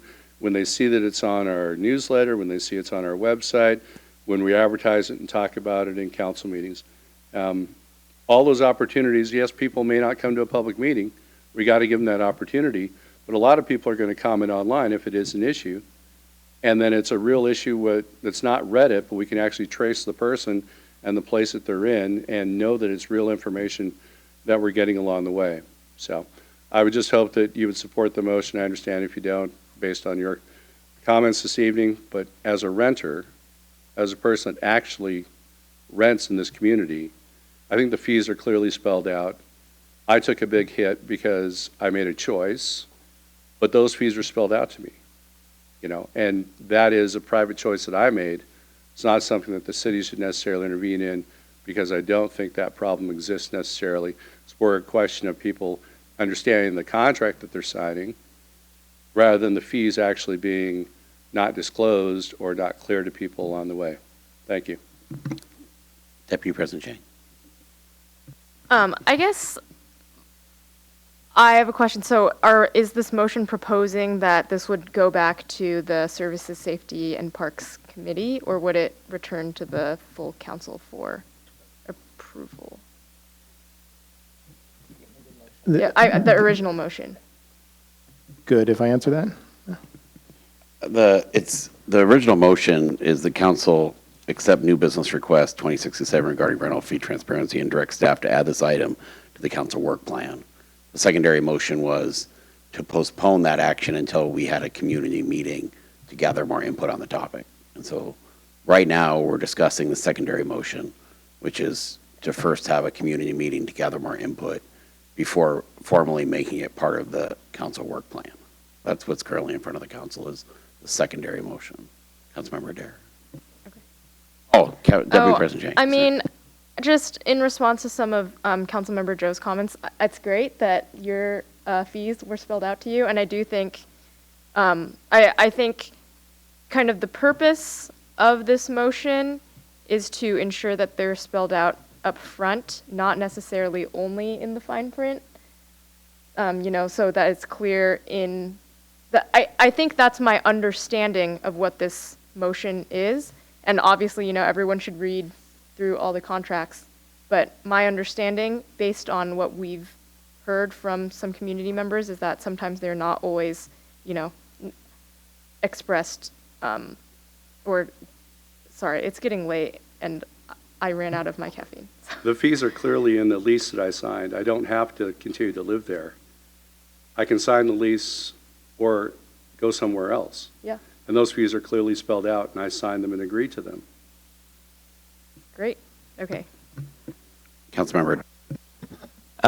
So yeah, I also clarify that in terms of the fees that I'm aware of. The ones that are in question are not about early termination and things like that. The examples I was given were people that were given a $5 fee to get your utility bill via paper. And it's separate for sewer and water, even though we all know that is actually one bill that the building received. A requirement that in order to look at your account and your details with your building, you have to have the building app, and the app costs $6.95 a month. Requirement for, that you pay these community utilities for the utilities of the communal spaces, but those utilities are not disclosed in like a detailed utility bill that explains what amounts to them. You're just sent an amount that you owe this. And these are the types of fees that I've been made aware of that are a real issue and that I do see as predatory in nature and intended to kind of, take a lot from these tenants. That is not whether or not in the lease is clearly kind of hidden and buried until you're faced with it, as well as seems excessive beyond what is actually necessary to run a building. So those are the types of fees I wanted, to address in something like this. I think, so my, support of Councilmember Joe's amendment was that I do feel that the best place to do that is to get more data. I have heard anecdotally and from a resident, a couple residents of this being an issue, and I would like to get more data, and that's kind of the place I would like to start with this conversation. So that's what my support of that is, although many members have discussed that they feel that the action in itself will provide for that, because that's just what my goal is in pursuing this, is to start there. I do support the amended way of starting at that place, but it also would equally support us just doing the regular process and getting our information that way. But those are the types of fees I'm after and what my kind of viewpoint is on this. Okay. Deputy President Chang. So my understanding of the original motion, is that out of order? Can I talk about the original motion?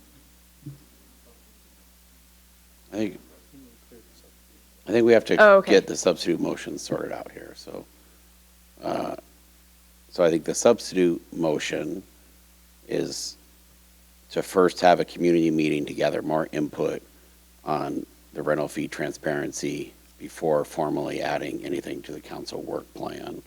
That is the motion currently in front of the council. All those in favor, please say aye. Aye. Aye. All those opposed, nay. Nay. Nay. Okay, so that is a 2-5 vote, so that does not pass. So now the motion before the council is that the council accept new business request 2067 regarding rental fee transparency and direct staff to add this item to the council work plan. And that is now up for discussion again. And so we go to Councilmember Nichols first, or Deputy President Jang? Jang, is this? Okay, Councilmember Nichols. So the reason I stuttered when I initially made this motion was because I wanted to delete the date that I put in there, because based on some feedback, it sounds like that might have been too soon. So I would like to, for discussion, see if this were to pass, what a administration proposed date would be to come back to this would be. When would you think that the staff has time to address this if it were to pass? I think we would still need a couple of months to do that. We're in the month of July. We've got budget coming up. Yeah. I think we would want to talk about the need from the administration standpoint to have some additional community feedback before we would come back. Yeah. So I think that's all very reasonable. So that's why I was asking. So, and that's why I deleted when I initially put it in, when I stated this, I was thinking of an earlier date that I think was perhaps reasonable. So I'm asking, I heard Director Dhaliwal state sometime next year. Is it possible to be any more specific on that? I would think certainly in, the second quarter of 27, we could come back. Okay. So I would like to amend the motion to, well, I guess. So I'd like to amend the motion to, I'll state the full motion now, or just can I just make the amendment of the date? You can go and add the date, and then Mayor could also see if there's any objection to the date. Okay. So I'll just state it entirely because I'm going to skip words otherwise because I'm tired. I move that the council accept new business request 2067 regarding rental fee transparency and direct staff to add the item to the council work plan for Q2 2027. Is there? I had originally seconded and I'm comfortable with that change, but I think the point is to ask if there is any objection. Is there any objection to adding the date? Not seeing any? Deputy President Jay. Yeah, I guess, to the point on, having more community engagement, is there anything in this agenda item that precludes us from having a public hearing in an SSP committee meeting or anything like that? Because I think we could have an open session to do that, even without any more staff work, just to hear from people, because I think that's a very important part of the process.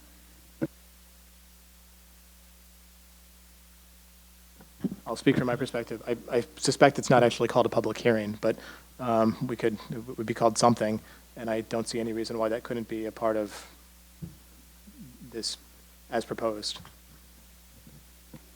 Yeah, it could, I mean, I'm looking at our city Certainly. administrator. I mean, we could do that. I hesitate to commit to specific calendar days of doing that, but it could be a committee item, kind of rehashing the discussion this evening, any additional public comment, and that would be instructive to the work that we would do. Okay, so with that, Councilmember Joe. Could I hear from the administration what the outline of the proposed work plan would be for you, how many staff members it's going to take, and what you plan to do at this point? I mean, I don't think I think we are waiting for direction from the council, so we can't speak If to this that. motion is approved, I mean, how are you going to be tackling this? I mean, it's a big issue to see if you're in conflict with the Landlord-Tenant Act, which is a huge endeavor in and of itself. Just curious what your plan is. And I'll let the city attorney speak in a moment. I think from a planning perspective, we have a pretty full balance of 26. And so I think we would need to continue to work through the issues there, hopefully involve the planning staff at the first part of 27. I think we'll use the city attorney's resources as they're available to us between now and then probably bring all that together the first part of 26 or 27. Yeah, I plan to do most of the drafting of this myself, so I'll be doing the research and the background drafting. My plan is to write it similarly to Bellingham's, but with some tweaks, because I think there's some issues with some of the definitions and things in their code that I've been noticing as I've reviewed it, that I think leave it open for dispute. But I think the bigger hurdle, and I think the reason that more time is needed, is probably going to be just so that CPD can work on messaging and outreach. But I don't foresee it being an issue for me to get everything drafted. Should be fine. Okay, so with that, the motion for the council is to accept new business request 2667 regarding rental fee transparency and direct staff to add this item to the council work plan in the second quarter of 2027. All those in favor, please say aye. Aye. All those opposed, nay. And that passes. So we are now on to committee regional reports. We'll start with Councilmember Boyd. Oh, boy. Let me get my notes up. I actually have one.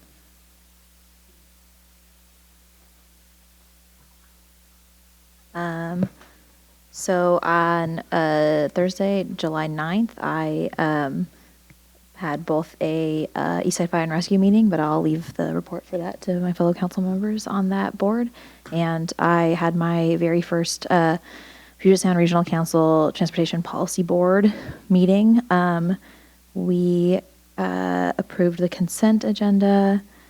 Let me pull up my notes here.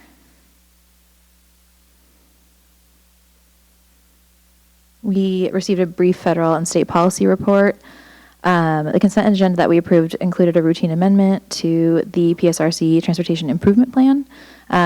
We approved 2 action items. One was the Federal Transit Administration Annual Adjustment Process, and the other was the Rural Town Centers and Corridors and Transportation Alternatives Lists. There were 6 projects totaling approximately $6.07 million that were recommended for the Rural Town Centers and Corridors funding, and then 14 projects totaling approximately $16.1 million recommended for that Transportation Alternatives Projects list.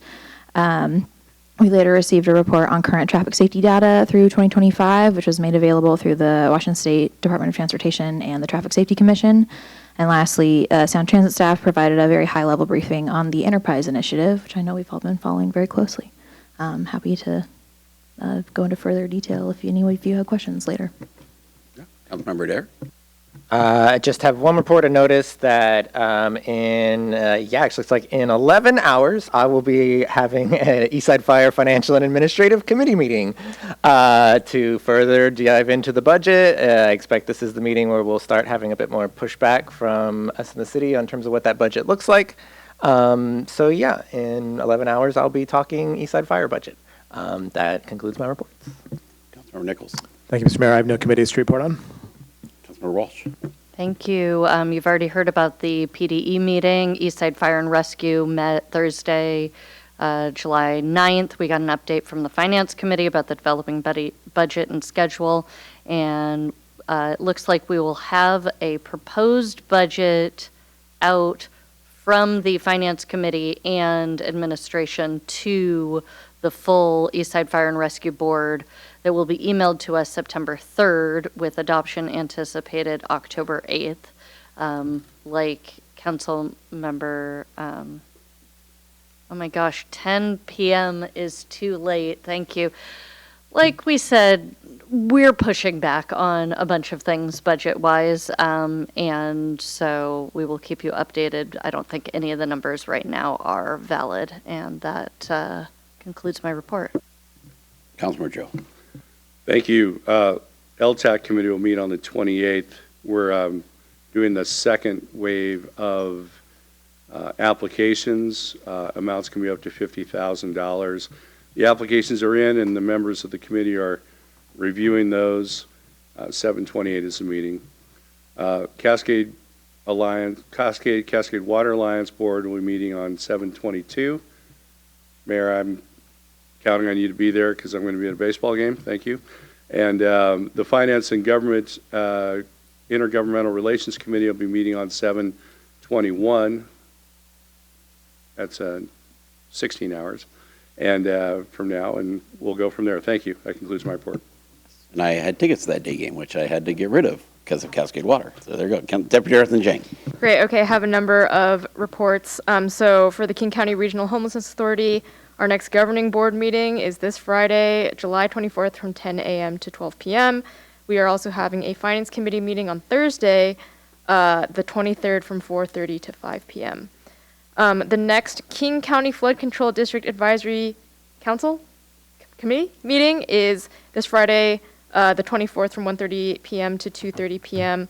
And then as part of my role on that committee, I also had the opportunity to tour some flood infrastructure in North Bend along the Middle Forks Snoqualmie River today that was damaged in the floods back in 2026. And the Army Corps of Engineers is actually the one that's paying to fix it, which is great. It's not King County taxpayers. And then the next Eastside Transportation Partnership meeting will be a joint transportation boards meeting in September, but the exact date has not been announced yet. No meeting in August. That concludes my report. All right, Council President Martz. Thanks. I'm just finding my second wind after 3 hours, man. You go into, you're ready for another 2 or 3 hours. So Sound Cities Association Public Issues Committee met Wednesday, July 8th at 7 p.m. We did finalize our solid waste rate response letter where we said that 8.5% annual between now and 2032 is insane. And we didn't actually use the word insane, but that was the net effect. That amended letter was approved by the Board of Directors at the July 15th meeting and directed to be distributed to the King County Council. We also had a conversation about affordable housing levy discussion because there's an affordable housing levy idea that's being kicked around, and so wanted to get cities' engagement on what that might look like. We emphasized a coordinated regional approach to affordable housing. That means aligning state, county, and local policies. That means recognizing local conditions and regional goals. In other words, we don't have enough workforce housing here in Issaquah. They have tons of workforce housing in Auburn and Kent. So their housing situation looks different than ours. Giving cities a meaningful voice in governance and funding decisions. That's always important with large sums of money. Get electeds to direct the distribution of those sums of money. We see what happens when that doesn't occur. Ensuring strong city representation and oversight in decision making. Provide transparency around project selection, funding allocations, and regional progress, because there will be winners and losers. Addressing financing and regulatory barriers, incentivizing developers and engaging housing providers earlier in the process, were solutions that were identified.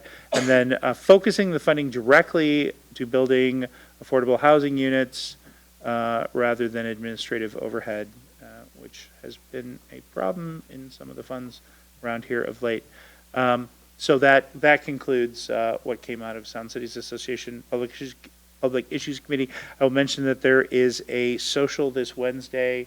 The hour is late, and I don't actually have the details of where and how Maple that's. Valley. Maple Valley, that's right. I did know that. So I encourage all fellow council members to go. You will meet interesting people, and it's always fun to compare notes and say, how are you handling, rental fees? As a starting conversation, you'll probably find it to be delightful. That concludes my report. Thank you, Mr. Mayor. All right. Mayor's report, we will be asking council of the budget deliberations for extra money so we can have AC in council chambers past 10 p.m. I think they're trying to force us out of here.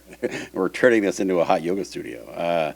Concerts on the Green will be tomorrow night, featuring Stonesy. Stonesy has not an invitation to smoke marijuana in the community center lawn. It is actually a Rolling Stones band.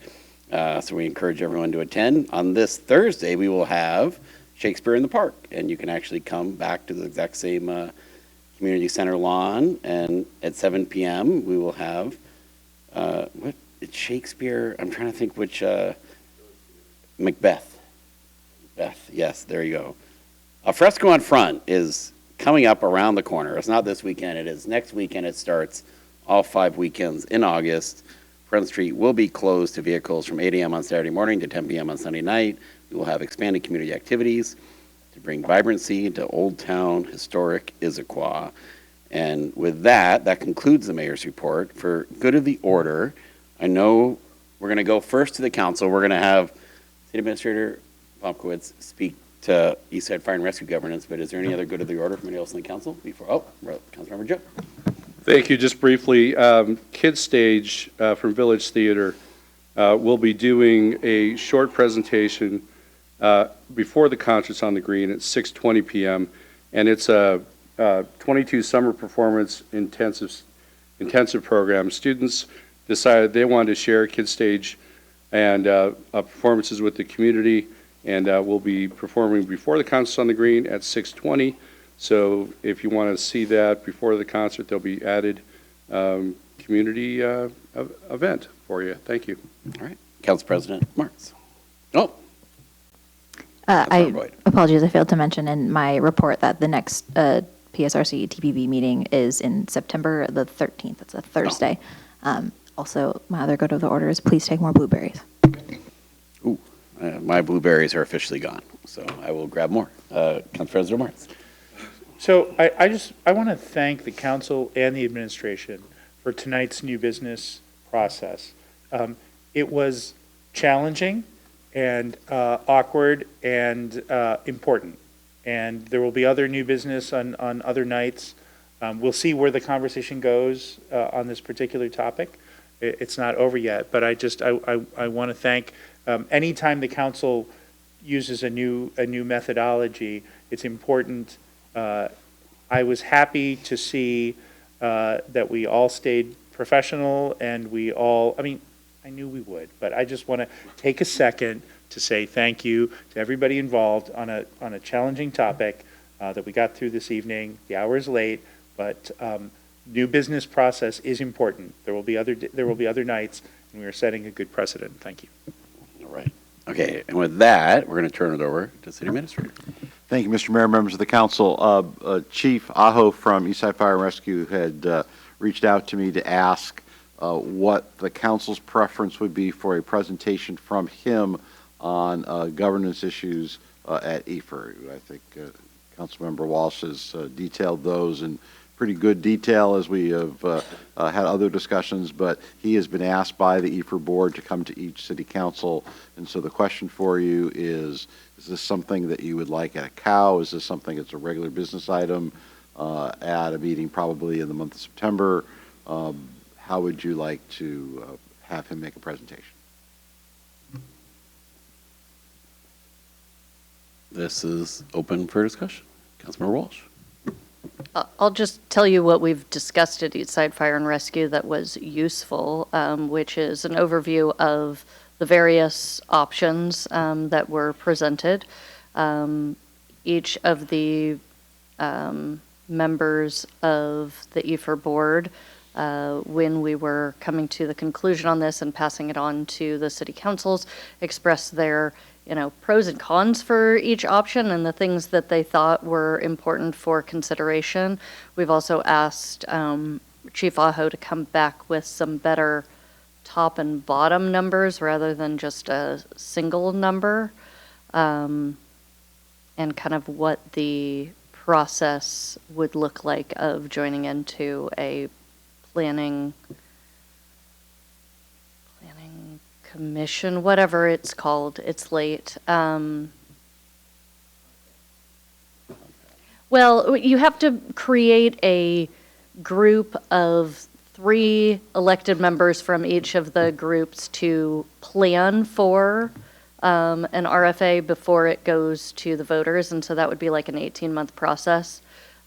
So the action after a presentation from the chief, if we wanted to move forward in that direction, would be to join a planning committee. And so we would be creating a letter. So it's late. I guess before we go to Council President Martz, I would just say for Eastside, as someone who spent this entire month in the weeds of the Issaquah city budget, the biggest unknown in the city budget right now is Eastside Fire and Rescue bill, because it could be an increase of 0 to an increase of $2 million. And if it's a $2 million increase, it's substantially going to change everything else that happens in the city budget. And that is their proposal out of the gate and so I sort of feel like the governance discussion should be addressed after we've actually figured out like what our current budget is, because that's I heard September as a number, I think from Councilmember Adair, of when we're going to kind of get a proposal from Eastside Fire and Rescue of what they're going to charge the partner members. And as you guys probably all know, our budget's supposed to be finalized within a week after that. So there is very little time between now and then for anything except proposed budget. It's dicey. So I guess I would hope we could maybe have the governance discussion after we've nailed down the EFR budget process first. But Council President Martz. Okay, well, in regards to the RFA piece of it, I would hope that the chief has been listening when we've been having conversations. And, there's a scene in 1989 Tim Burton Batman where the Joker is going down the street, throwing wads of cash at everybody, right? Just shoveling cash in every direction. And that's what we're worried that an RFA is going to be in our community, right? So he's got to come back and address that concern, right? We are in a position, we are setting aside for a sec the immediate budget concerns that the mayor just mentioned. Issaquah is in a good enough position that we can, instead of just saying, can we survive as a city, which some cities have, right? We're in a good enough position that we can say, what would an RFA mean to our community, not just what would it mean to our personal budget. So he's got to come back and address that, right? That's the elephant in the room, and I don't think any of us can get comfortable with anything of an RFA until we understand that he understands that, and he is going to put the cost containment processes in, so he's not the Joker shoveling cash out at the masses. Thanks. Councilmember Adair. To kind of the question at hand, my initial gut would be to bring it to a COW meeting so that it allows much more discussion amongst the council in terms of this, because, there is a lot to unpack in this. We took 6 meetings or something like that to go through all these options, and obviously it's going to be boiled down, but there's going to be a lot of questions to it. So I would think that might be the better venue for a longer, more in-depth conversation and questions about the different models here. And I would argue, while technically, yes, after the budget, this year's budget will give some insight into it, the governance is much more long-term, and the inherent budget issues are already at play. So I don't know that you need to know this year's budget to be making that decision, nor should I feel like that should hold back starting the detailed conversations you need to have to wait for that. I think, look, you might not come out with an answer by his first meeting and might need more meetings or more stuff. So I think it's worthwhile to go ahead and get that on the books, even if this year's budget is not ready, because I think there's a lot to learn and a lot of questions to be had. And while they're connected, they are separate topics and separate issues. So I would think go ahead and do it, and that seems to be the best place to it, but I would be open to either, type of committee meeting, but that's my initial thought. Councilmember Joe. I would agree with Councilmember Dare that the COW is the best forum for the conversation there. I would ask our representatives, do you feel comfortable sending out to all the council members the materials you've received in advance of that? I want to be able to study the topic in depth before the meeting rather than getting it the Friday before or the Thursday before. Or would it be more appropriate for Chief Aho to give his presentation to us early, the slides in a draft form, of course, so that we could study that along with the accompanying documents? I'm assuming there's quite a bit to read along with it. So I'm just asking for early dissemination of the information to us because it is such a complex project. Thank you. Councilmember Walsh. Yeah, I think that's great feedback. Those actually haven't been posted as part of the agenda on the website, so I'd have to reach out and see if you can send them. I think it's fine to send them out as long as there is a perfectly fine, good understanding that, what's a good explanation of just like, he ended up with one number for all of these things, and there is no way we are at a point where a single number as an estimate makes sense. So as long as we put a whole lot of salt in reading something beforehand, I think it's great to have the information, as long as we also take the context of, man, he should not have been providing a single number. And we've already given him that feedback as the board. So yeah, go ahead. Based on that feedback, cow sounds like is where it would be. Then it's a logistical issue. You have a cow in September that has space. We have one item, a small item, we're talking about next steps on impact fees, but we could likely put it at that. Your October and November cows will be operating budget. So if you want to do the September date, great, we can offer that. If you want it later, then we're going to need a special meeting in addition to what otherwise is on the calendar. So is September right, or would you like a special meeting like in October? Yeah. From my perspective on the EFR side, many of the other cities and fire districts have already had that meeting. And so I want to make sure that our perspective as Issaquah comes in earlier rather than later. So I'm in favor of the September timeline, with the understanding that it may take more than one meeting. Sure. Okay. So September cow. September 14 cow. Thank you. Okay. Upcoming council meetings, Monday, July 27th, City Council retreat, focus on the budget. That's going to be at 5:30 p.m. at Gibson Hall. Food will be available starting at 5 o'clock. What that food is yet to be determined. Oh, it is Stan's Barbecue. Okay. There we go. And so we'll have an update on the 2027 budget presentation, discussion of the City Council and Administration budget priorities, and a discussion of all the point ones. That's the housing, public safety, and transportation 0.1% sales tax. The next full City Council meeting is Monday, August 3rd. That'll be right here at regular time.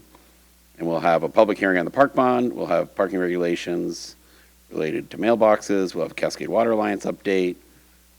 We have some stuff around the water main break of us getting reimbursed, and we'll have an amendment to the bike ped path on Newport from SR 900 down towards Anthology. So that is our upcoming information. We do have an executive session tonight. It is ID 2056, property acquisition for RCW 42.30.110. Parentheses 1, parentheses small b. The council will go into executive session, discuss this property acquisition. The closed session is expected to take approximately 15 minutes. Oh, wait, 10 minutes? 10 minutes. And so we will come back out of the executive session at 10:48, and it may be extended if we need to. And with that, we are into executive session at 10:38.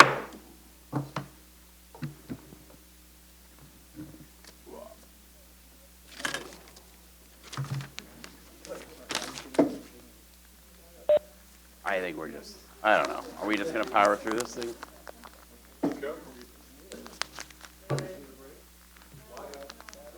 Do we turn off the air thing?